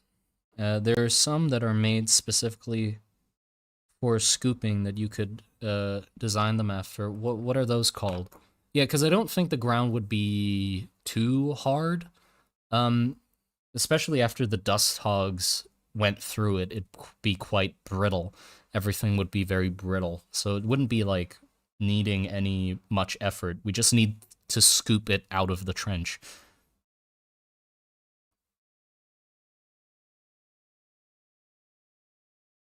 Spades are for digging and shovels for picking stuff up. Okay. Yeah, yeah, then shovels. It's giving me the same exact images. I guess yeah, the handle is the difference. Maybe. It's shorter. I think that's a difference. It's kind of shorter. Oh, no, no, no. I'm seeing that the bit of the shovel is also like offset from the handle a little bit. Like the handle is like this, and the shovel is going a little bit this way as well. Scoop, shovel. Oops. Scoop. Yeah, yeah.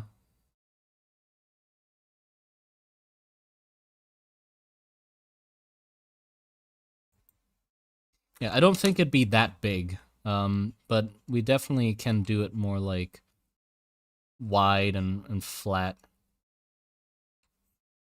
kind of looking. Yeah, that works. Okay, let me get this image. I like this image here in the bottom. I'll just make it bigger and then clean it up a little.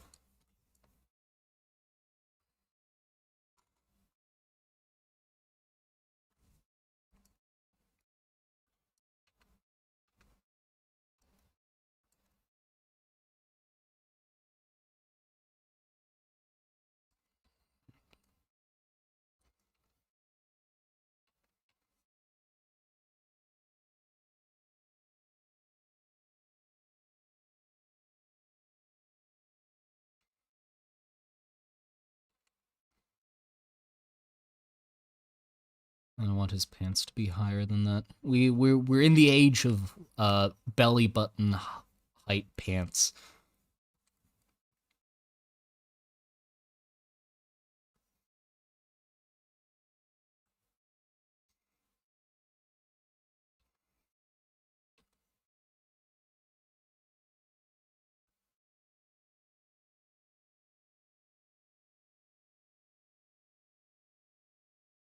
So the dirt would be loose after the slugs? Yeah, yeah,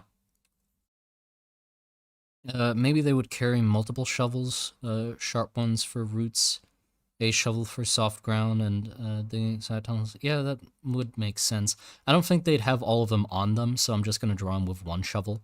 I expect them to, there'd be multiple people. Like, I don't doubt the trench is not gonna be dug by this one guy. Um, So there would be multiple people, and also they'd have like a fucking wagon with them, probably, or something, or multiple people carrying, different things.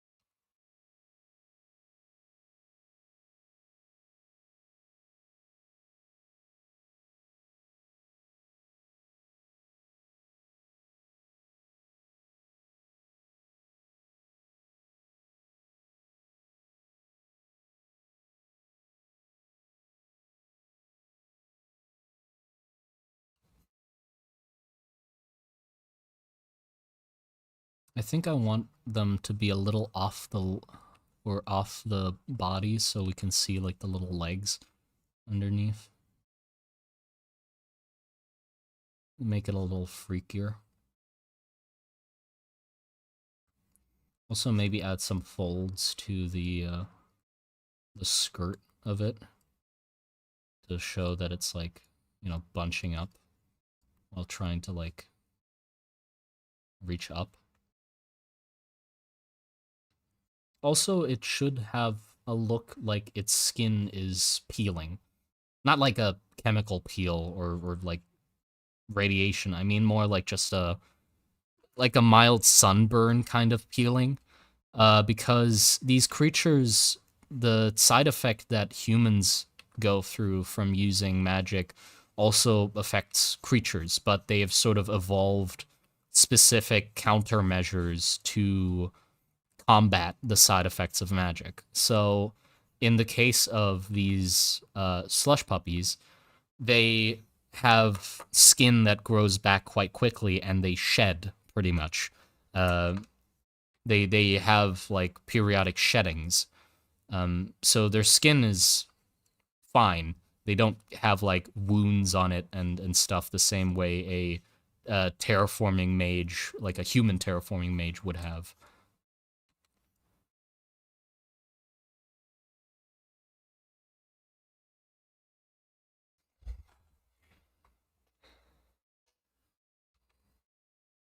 Yeah, and I was also thinking they would be accompanied by the healing bugs, uh, the same healing bugs that are used by like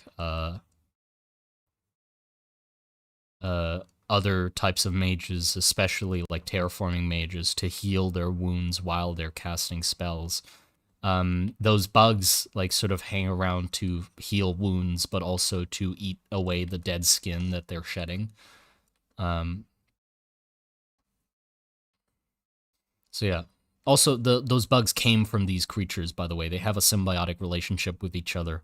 They're sort of mutually beneficial. So this guy would have like a bunch of these like little buggies crawling around on him as well.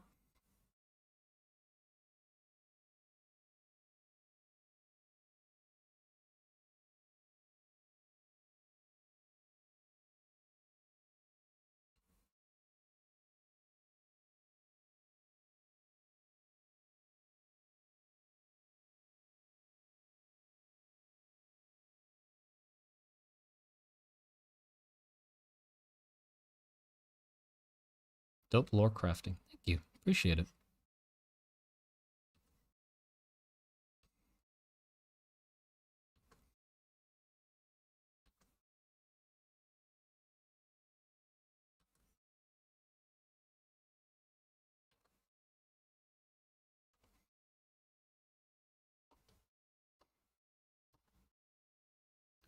I think this leg needs to come out a little more.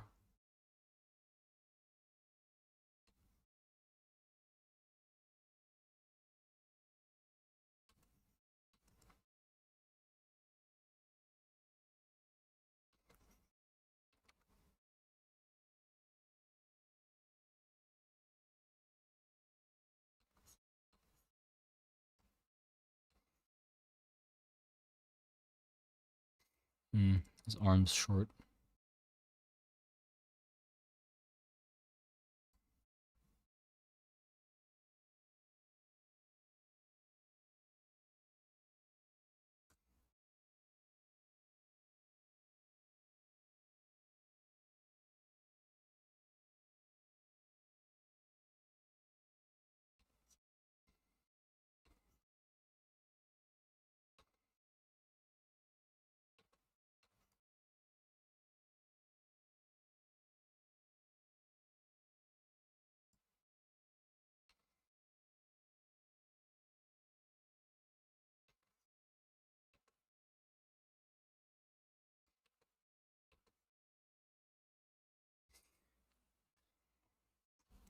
Can the slug have a little treat? I mean, yeah, I'm guessing that he's gonna give the slug a little treat. Um, I don't, I don't think showing him giving it a treat. I mean, yes, he will give her a treat or it a treat. But if I give if I draw it so his hand is like underneath the nail of the front, it's gonna be less clear what the fuck he's doing. So I think giving it pets makes sense, but he's definitely giving it treats as well. Do not worry. I can draw treats in this hand, I guess. By treats, I mean just a red root bud. Red root buds are so. The red root in the trenches. It is a plant that is designed to hold together the trenches to keep structural integrity. So it's a plant that takes in mana from the air and is sort of like the plant grows in square patterns. So all the roots sort of like make up a square pattern like this, and it takes in mana to keep growing as well. And it's red because that's why it's called red root. Um, and it reinforces the sides of trenches and stuff like that. But because the plant originally was like bred from something that's sort of similar to a a potato, like what are those called, tubers or something? Like it's from a tuber, which means even though the plant grows like these roots and that's the main structure of it, to keep nutrients and stuff, sometimes it grows these like more nutrient dense buds that are under like inside the walls. So those are like basically potato equivalents inside the walls. And also they grow these plants or these like rare flowers occasionally because they sort of got that bred out of them, the flowering part. So they're only used to like reinforce trenches, and they stop like reproducing and growing out of control. So they sort of like bred out the plant part or the flowering part. But because the red roots have stuck around for so long, they've sort of like gotten that back to a certain degree. So sometimes, very rarely, they will like flower, and you'll see flowers coming out of red root as well.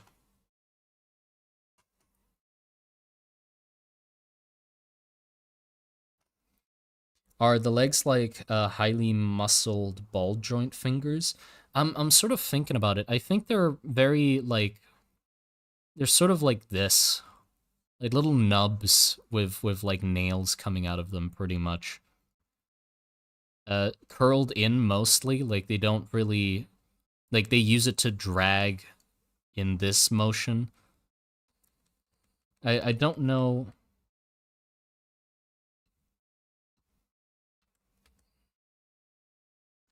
how it would look from this angle actually. I feel like they would sort of be turned like this.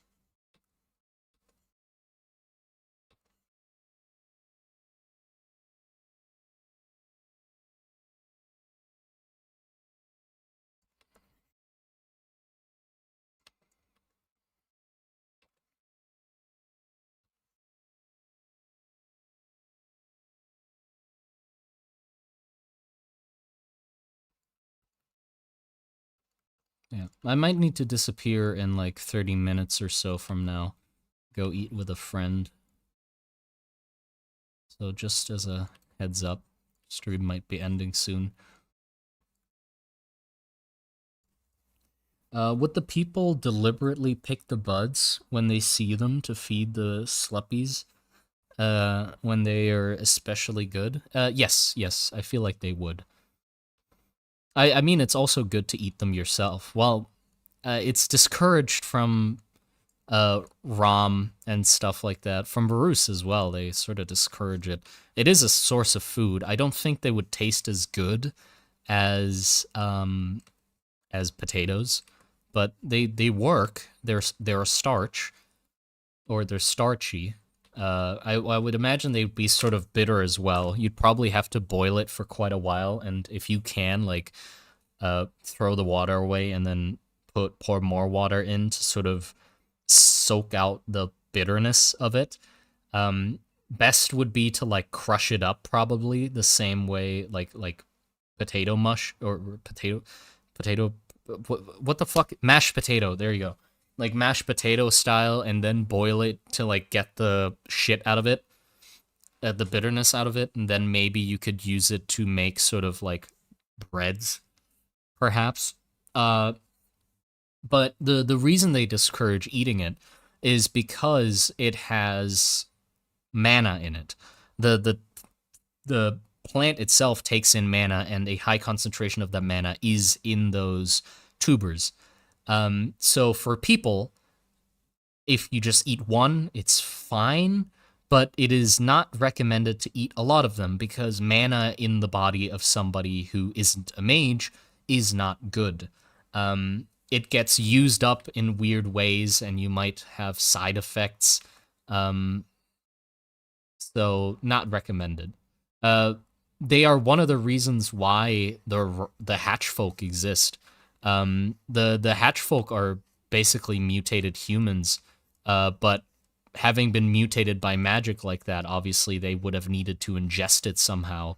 And the main way that I ingested that, or the main way they got exposed to mana, is by eating things within the trenches that were tainted by mana, like the red root buds, or the water, or the rodents and stuff like that. Because the rodents and all of that, like a lot of creatures eat the red root buds and stuff, or like just the red root itself, which means a lot of creatures in the trenches take in mana, which means a lot of creatures in the trenches uh, mutate in interesting ways.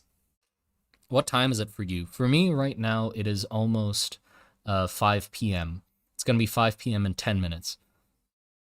Can mages like overdose on mana due to overconsumption of tubers?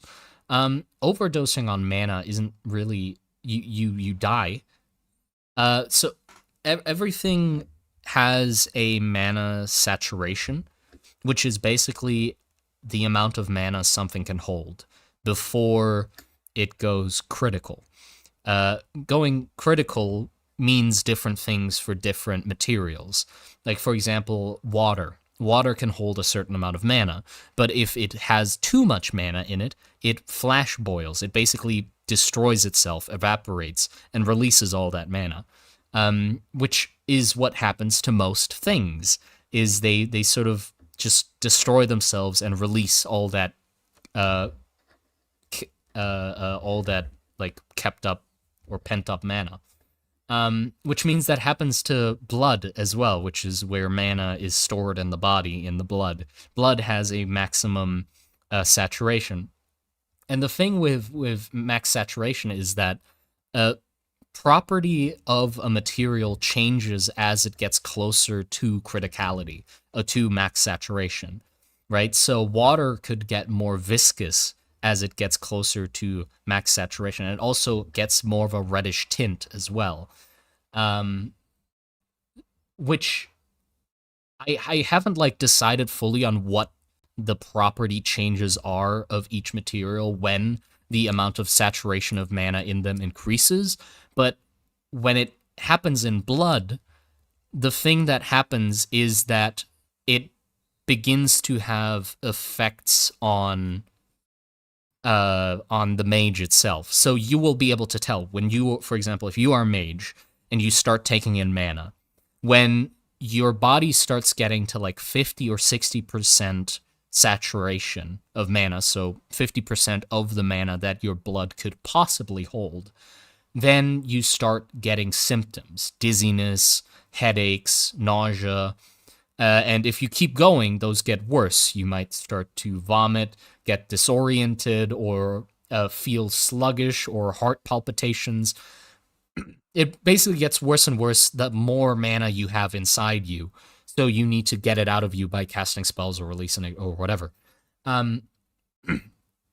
So when it comes to like mage's training, a part of mage's training is getting accustomed to those side effects. Those side effects, by the way, are called mana sickness. Mana sickness is what those side effects are called. So when you're training as a mage, you sort of try to get to those levels of saturation and sustain them. So just get that much mana in your body and then just stay like that and try to get used to that feeling. And then you keep creeping up that. The same way that plane drivers, what the fuck? People that fly planes, pilots, like fighter jet pilots and stuff have to like get accustomed to G forces and stuff. Mages have to do that with mana sickness. So over the years of them training, they have to get used to it so that in general they can have more mana inside of them by while being comfortable with that, right? So a skilled mage would be able to have, let's say, like 70 or maybe even 80% mana saturation in their blood and be functional and be able to cast spells, while a average starting off mage might only be able to handle like 40%, which means the better, like more skilled mage can just cast more spells and has more of a magazine. Basically he has a magazine of 50 and the starting off mage has fucking 20, you know. So it's important to have a high capacity for magic. It doesn't mean your spells are stronger. It depends if you want to put more mana into said spell, into each individual spell, but it just means you have a higher capacity.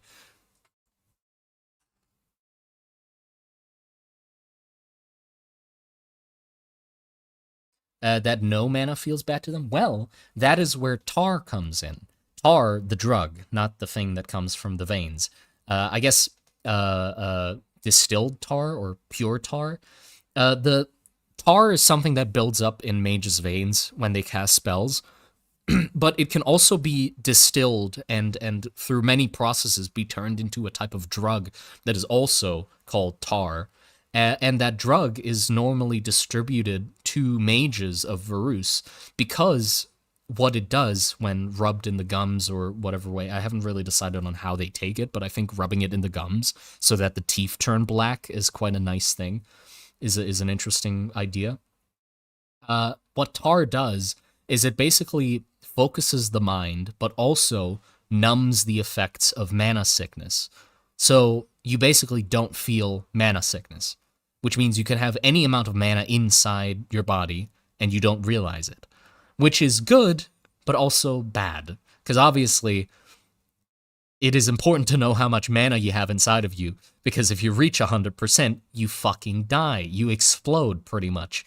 Your blood boils, which I don't know how that would look. You'd probably just look like you exploded. So, but it is like a quick and easy way to have a higher capacity for mana and be able to cast spells better without going through all that tedious, long training, you know?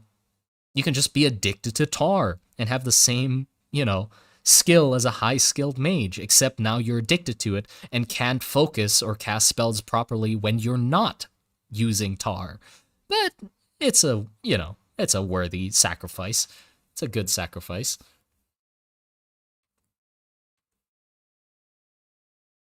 I have a question. Do the clergy of the high churches have unique spells or something? Are they mages?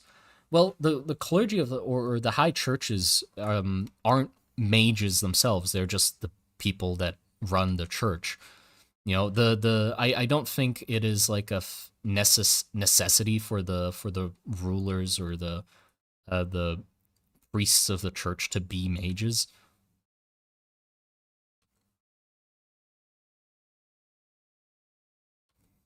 You know, being a mage is like just having a tool. You know, it doesn't like I don't think they have to be mages to be like a part of the high church. But I don't doubt that some would probably be mages.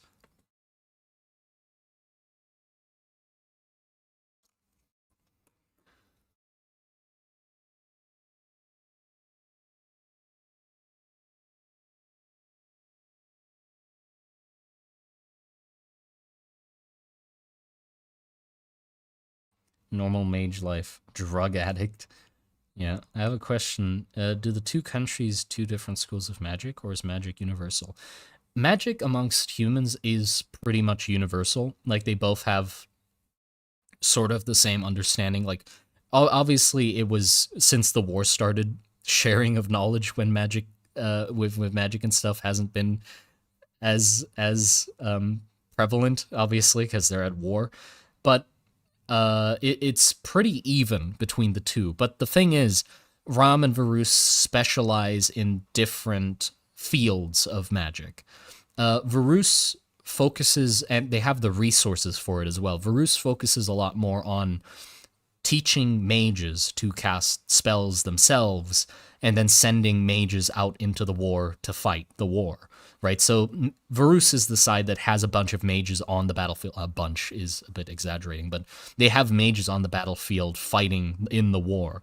But Ram, on the other hand, doesn't have the resources or like to make that many mages. So what they do instead is they focus on having mages that create magical things, like scrolls. So their mages are more like scribes, where they toil away, working in factories, making scrolls that cast spells the same way a mage could, but putting it into the hands of the average soldier. So it endangers less mages, but obviously it also means that their made or the power that they have is in the form of scrolls that they need to send to the front lines to the soldiers, which means they are very reliant on supply lines, which, you know, has its own downsides.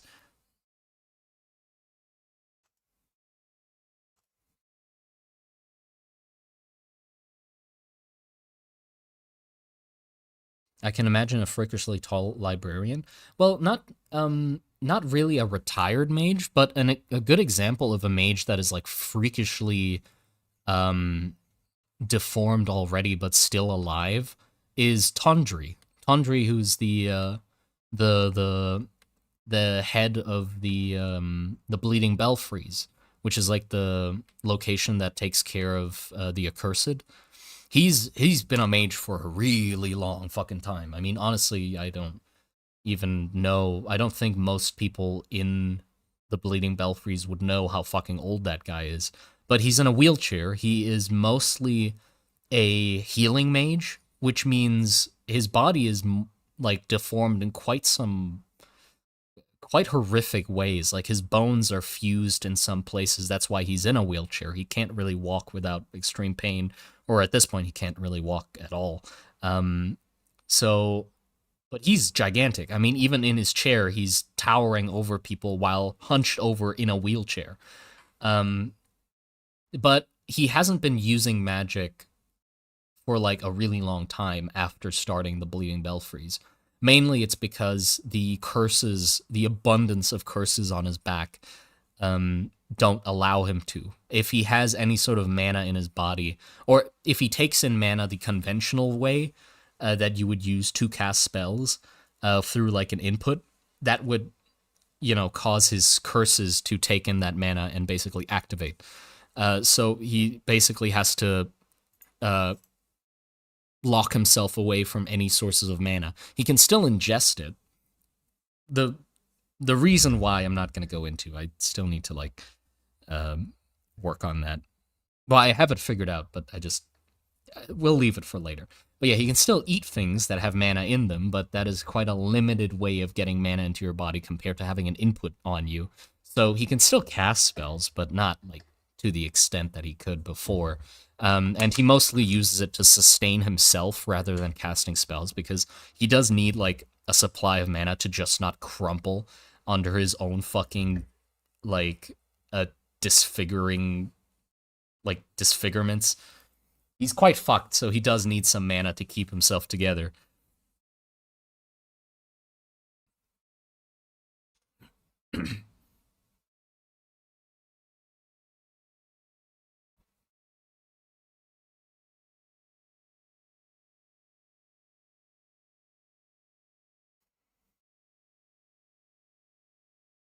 Wheelchair for household activity seems still seems right. Well, yeah, he's locked up in a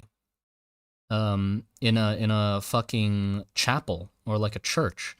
He's stuck inside a lead-lined church. Um and he doesn't go out at all. He can't.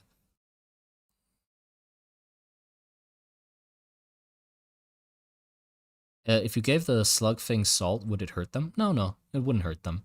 They're not like slimy like actual slugs. They're more skin slugs.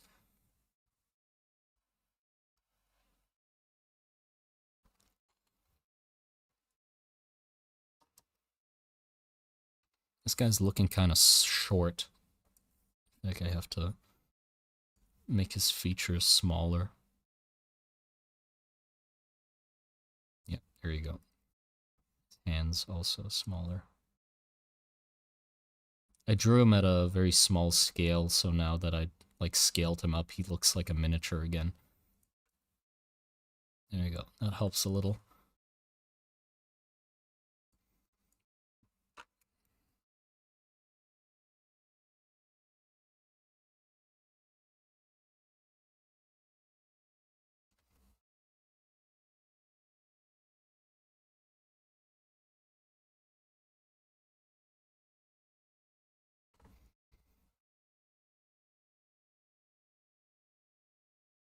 Do they still have a spine? I don't know. I think like they would. Would they? Yeah, I feel like they would have a spine.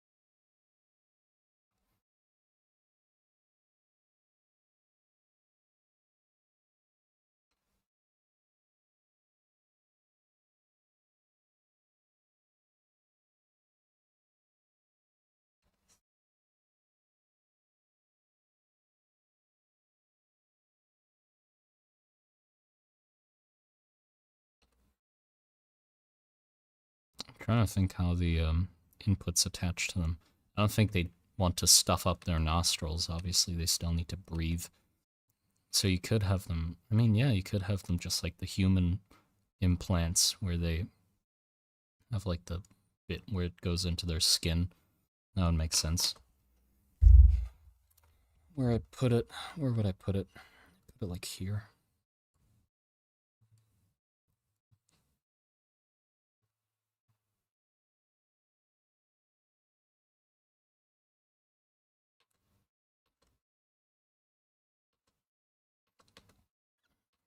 I worry if they're gonna like break those off if they like squirm over each other and stuff. I feel like those would fall off quite easily. You'd want something to like cover them up or like protect them somehow. The tail has a lot of open space. Yeah, it does, but I'm sort of thinking that because this is like the main input area, that is where like a lot of the blood vessels or like veins would be to like spread the mana across the body. So having it be like here would be less efficient.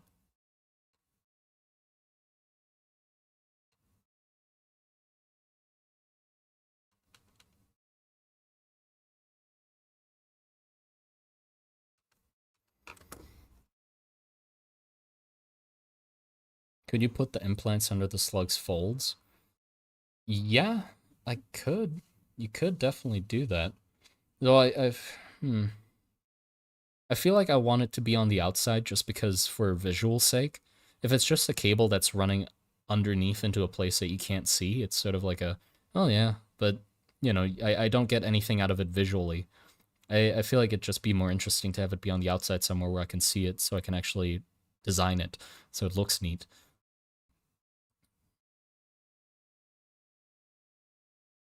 Yeah.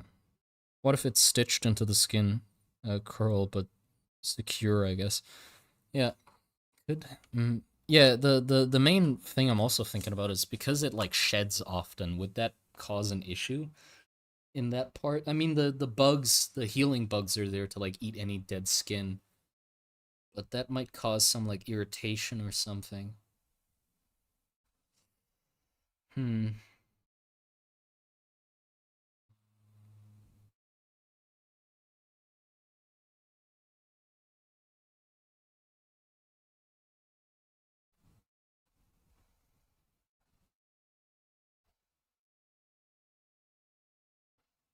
Any Lauren the god with the split head and the seven fingers? Oh, Yorm? I mean, yeah, yeah. He's the Well, it depends on what religion you're talking about. Both religions believe that Yorm exists, but both of them see them in a different light. Ram believes Yorm to have been imprisoned by his sons and daughters, like his children, because they were jealous of him granting magic to the creatures of the world, and so they imprisoned him before he had the chance to grant magic to humans. So that's why people can't use magic normally, right? So he was imprisoned within the earth by and impaled by like giant spears, which are the pillars, by his children, and so that's why Ram like wants to get to the center of the earth, like their whole pilgrimage down into the core of the earth to try and get answers, to release Yorm from his wrongful prison, and also to get answers and hopefully gain his favor and stuff like that. Uh, but also, Varus, on the other hand, also believes Yorm exists, but they're on the side of the gods up above, the heavens, where they believe Yorm is sort of more of a chaotic god, like Loki or like the devil, sort of like a devilish figure in their mind, where if he was left to his own devices to spread magic amongst the creatures of the world, it would be utter chaos. So that's why his children. Who are these children? They're the other gods. There's a pantheon of gods that we've thought of where there's 12 of them, same as the number of pillars. Um, but we haven't named any of them, or I haven't really designed the look of any of them. But I do have some lore about some of them, uh, like, but yeah, I don't have any names for them. But yeah, but anyway, the god of magic Yorm from Varus's perspective is more like a devil, and the thing is, Varus actually believes that magic is uh like a lure, like a bait that the devil underground is using to tempt mortals to join him in hell, right? So magic is like it seeps from the earth, right? So they believe that the god Yorm is releasing it to lure people into the ground to join him in hell. Um, so then the question is like, oh, why do Varusians still use magic then if they believe it to be of the devil? Well, what they believe is like magic is a lure that the devil uses, but they are using it, but not falling to its temptations. They are not trying to get to the center of the earth the same way that Ram is. So they're basically nibbling the bait off of the hook without getting caught, right? They're besting the devil by using his bait, but not falling to it. So they still allow themselves to use it. That's why. But yeah, and they believe Ram are just some crazy people that are digging their own graves, lost to the temptations of Yorm's magic and wanting to, get to the center of the earth. Stupid fucking mole men idiots. Yeah, guys, really fucking noble. Yeah, that's the funny part. I love that about Varus, where it's like they think of themselves all high and mighty, and in the attempts of trying to keep that sort of image, or even though looking at it more properly, you see that it's definitely not that way. Like they're best definitely lost in the sauce. Um, in some ways, you can even say that they're even more like fucked up with magic than Ram, the people that they claim are have fallen to the temptations of the devils. They have the pillarmen that used to be elegant, beautiful beacons of humanity, made to represent the best of humanity to climb the pillars, and if they do reach the heavens, to show the gods the beauty that humanity has become. But the more desperate Varus has become, the more hideous and monstrous the Pillarmen have also become. So, in hushed whispers amongst the streets of Varus, obviously not in the earshot of the high churches, some people have started to begin to doubt the journey of the Pillarmen and also questioning themselves that if the heavens do eventually see our creations climb to their doorstep and they see what we have sent up to them, what the fuck will they think we have done? Like, oh yeah, the gods created us humans. We're such beautiful and perfect creatures built in their image. Hey, look who reached the heavens. Here, we finally reached the heavens. Look what we brought to you. The most fucking disgusting, modified to shit, drugged up, buff, like, pillarman, uh, who's like not even barely human, stuffed in a golden decorated clad suit just to look pretty from the outside. Yeah, that's what humanity can offer. There you go.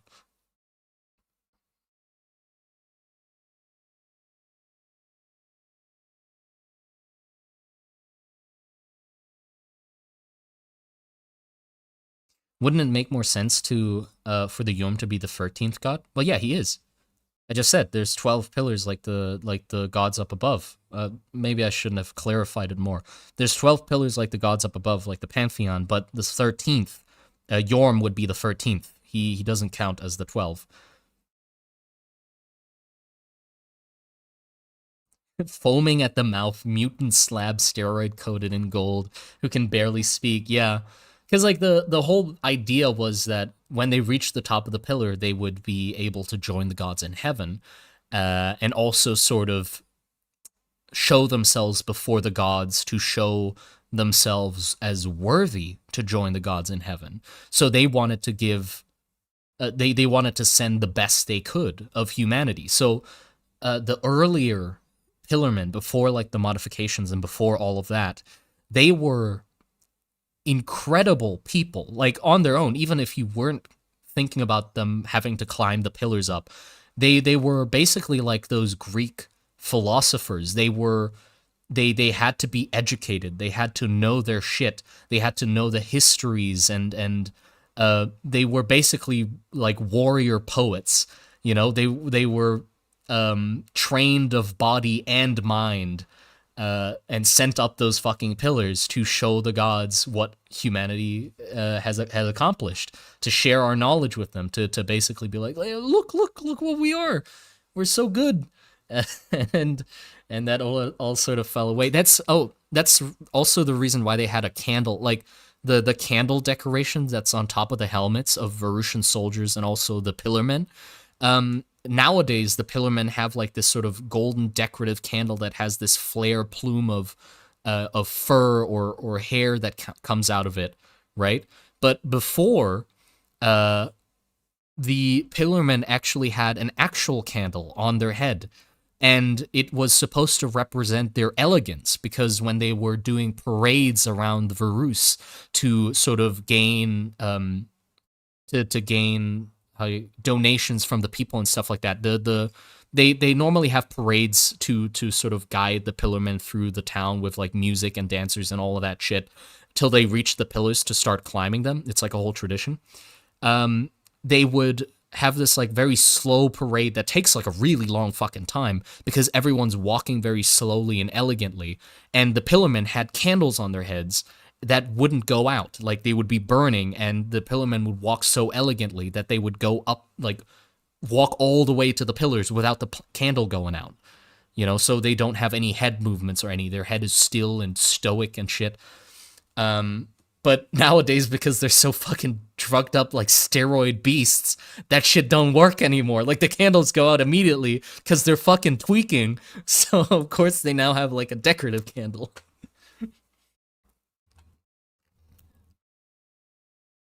Yeah. And also the candle is like a representation of them getting closer to the top of the pillar, because the candle is like, well, it's a rod, and they're normally like ornately decorated and carved to look like the pillar, and as it melts it gets shorter, which sort of signifies their journey to the top.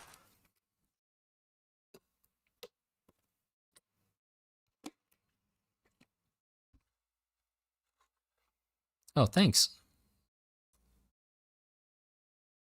Truly lost in the sauce, yeah. But yeah, that's what I like about Varus. I mean, I like about both countries. They sort of contradict each other just because they're so lost in the sauce. I mean, Bruce especially. I mean, Bruce is just so far up their own ass, which I love about them. It's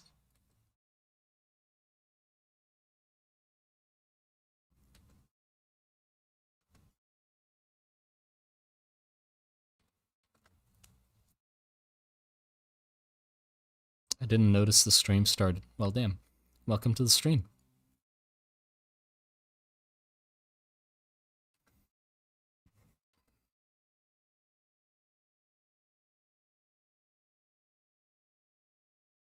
They should bring them with them some sort of coffin with some of the old pillarmen that died so they can actually show the gods humans for what they are. What? They should bring with them some sort of coffin with some of the old pillarmen that died so they can actually show the gods humans.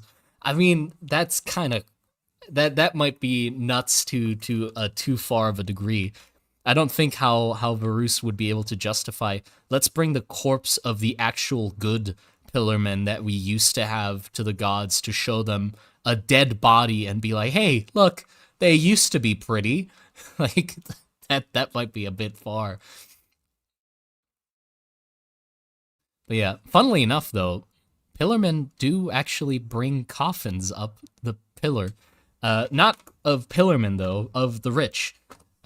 Because in Varus, it's sort of believed like getting like normally their burial traditions are burning the bodies because they believe it sort of releases your soul into the air and up to heaven, right? So they burn their bodies normally in like these crazy long smokestacks or chimneys. But if you're really fucking rich, you get to be put in a coffin and hung up on the fucking pillars. I still haven't figured out why. I do like the visual of it though. I like the idea of a pillar just slapped full of hanging coffins of the rich and noble who have the money to actually do that, to pay for pillarmen to carry them up the pillar and hang them up.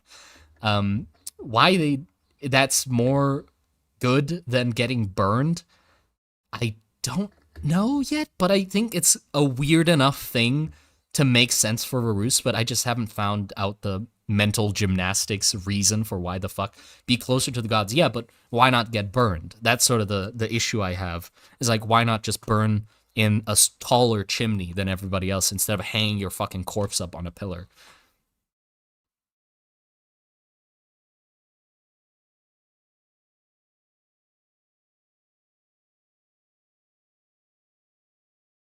Did anyone try to use something like a balloon or something to try and fly up the top of the pillars?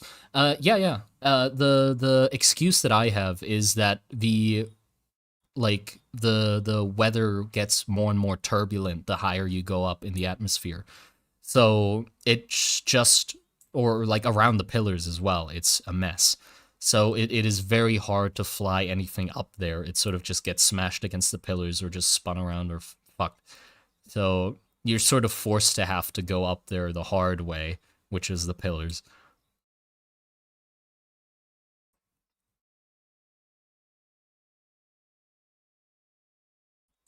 What does Ram do with their noble and rich dead? Well, Ram is all about getting to the center of the earth, right? So they have these giant drill machines called the Saints that they use to dig giant tunnels down to the center of the earth.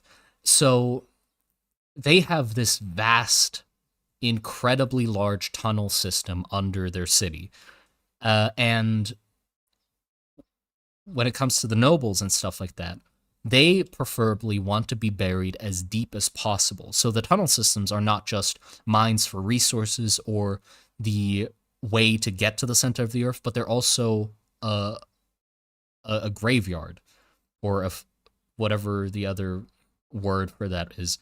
But yeah, they bury people in those tunnels as well.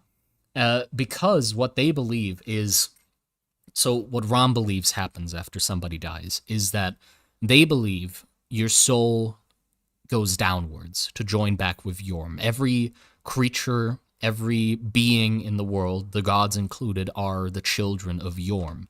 So at the end of your life, you get to join back with him, and then through a process which is too long, I'm just going to not explain it, you get reborn.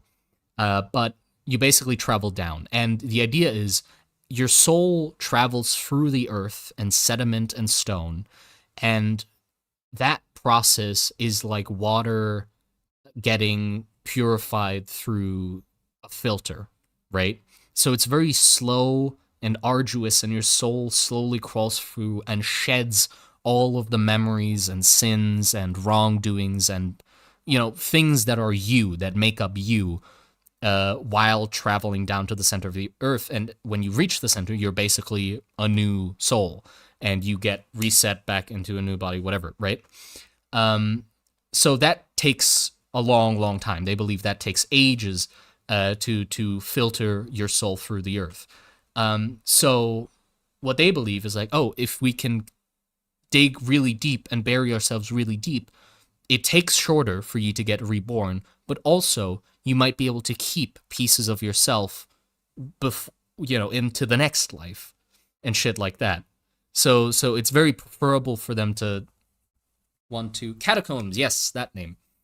It's very preferable for you to want to be buried very deep. And also, they have a very important like procedure of burying their bodies properly. Like they have them facing down, actually, like flipped over, them looking downwards. And normally they have those little fox statues that I had in one of those shorts. They put one of those in the coffins to help guide the soul to the center of the earth and not go into the wrong direction. Because they believe if the soul goes into the wrong direction, it festers. That okay. Ram also believes that witches, the like witches are possessed, like spirits possessing people. And the reason there's spirits possessing people is because Varus, those idiots, burn their bodies, which is the wrong way to dispose of bodies, which means that their bodies aimlessly wander around on the mortal plane, not knowing which direction to go in, and they start festering and rotting, and then they turn into angry, upset spirits that now yearn to be, buried properly. So they start like infesting actual living things. Like they start taking over bodies, so possessing them in the attempts to be buried properly. So witches and shit like that, that's all Varus's fault. Ram says that's Ram.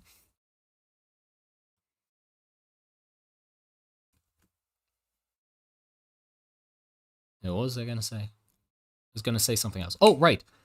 Miners, like people that dig tunnels, not the other miners. The miners, in Ram's culture, are basically like monks.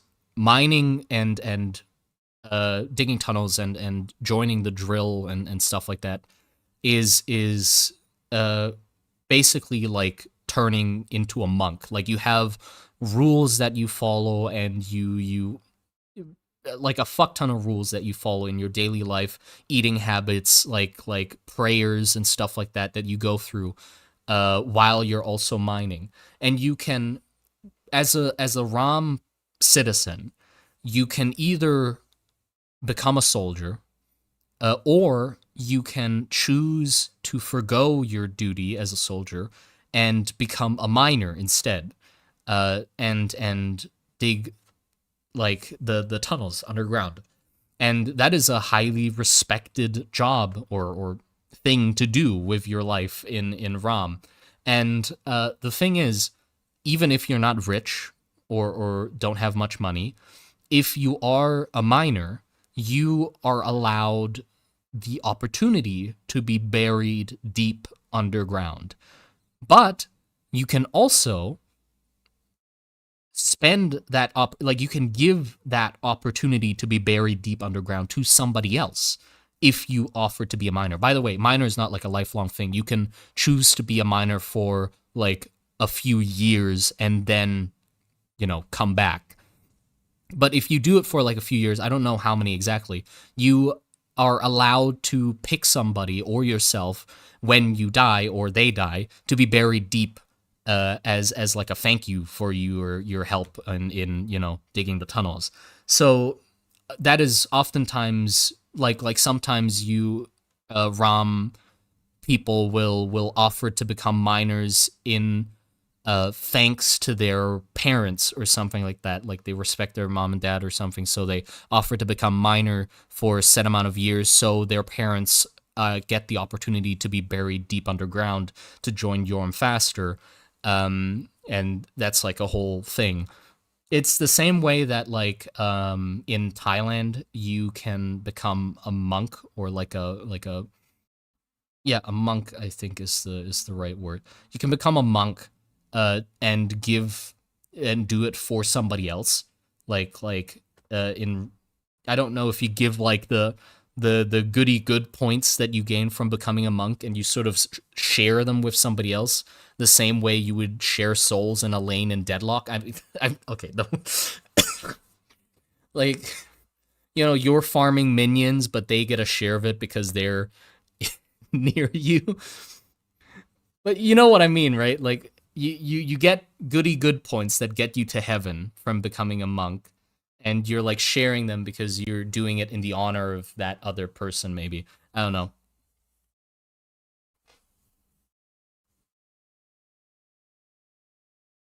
Do you like schnitzel? Yeah, yeah, I like schnitzel. I love schnitzel. I actually ate some like pretty recently, last month.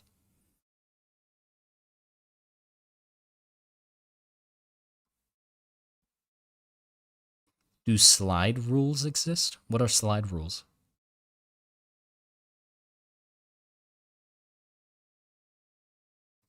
Goody good points.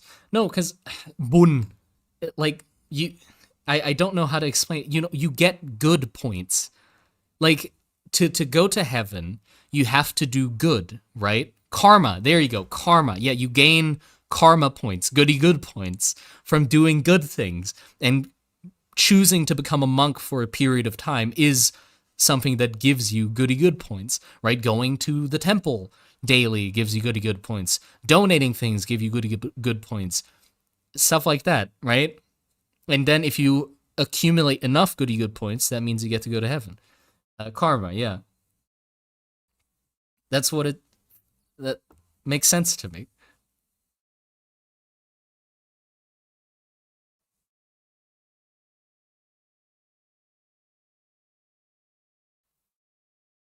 So everybody would get out of purgatory quicker. Yeah, yeah, yeah. Pretty much like that.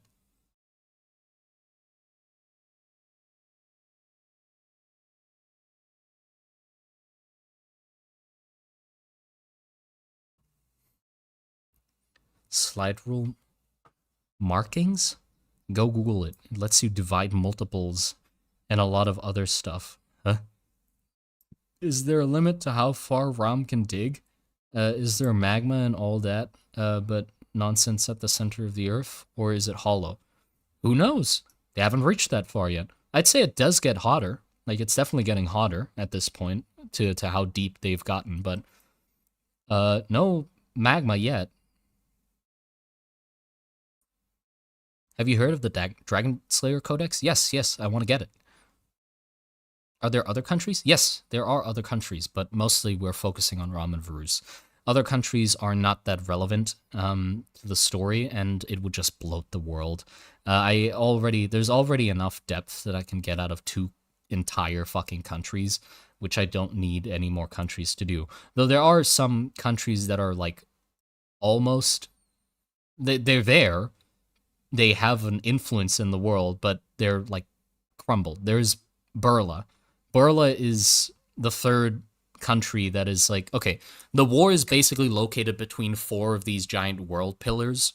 Um, and there is a pillar that used to make up a, a Varusian city, then the Varus's capital, then there's Ram's capital, and then the fourth pillar was a city or a country called Burla. Burla is now gone. Burla is, well, it's called the sunken city or the churning city or by a lot of other names. But Burla is quite an interesting location. I don't want to go too deep into it because I'd rather say it in videos if I eventually go to those. But yeah, Burla is a city that is not Ram or Varus, but it's very connected within the conflict of why Ram and Varus are fighting and stuff.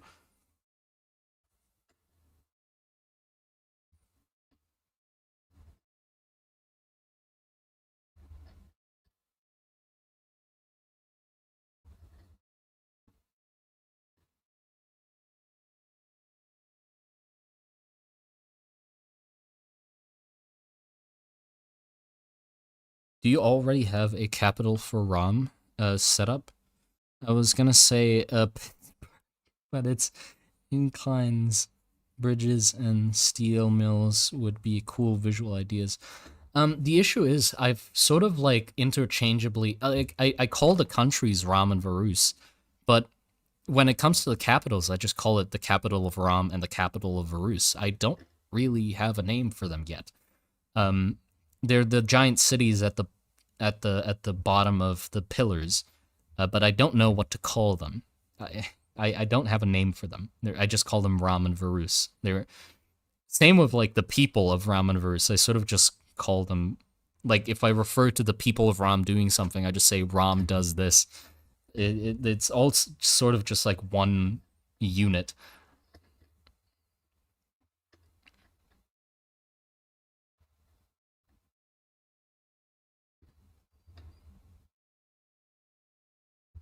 Has there ever been an attempt at destroying one of the pillars, like a great band of heretics wanting to spite the gods?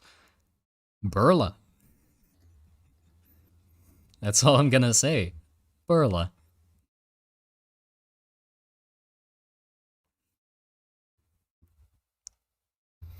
Just wondering if is a world map is done. No, I'm probably not gonna do a world map for a long time because locations get added and removed as I keep working on the world. Um, elaborate. Nope. Nope. Just Burla.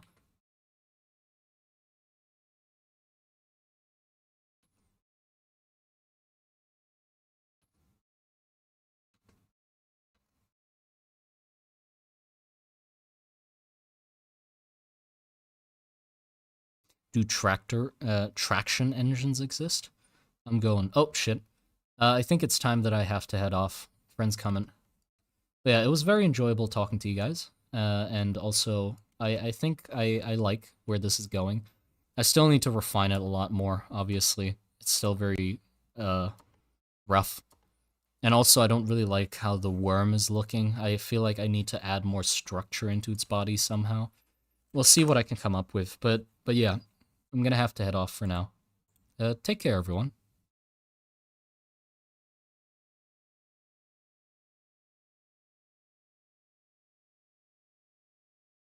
What color are Sluppies? Uh, like a grayish pink, like sort of gray skin, I think, probably. I don't know. I'll figure it out. Take care.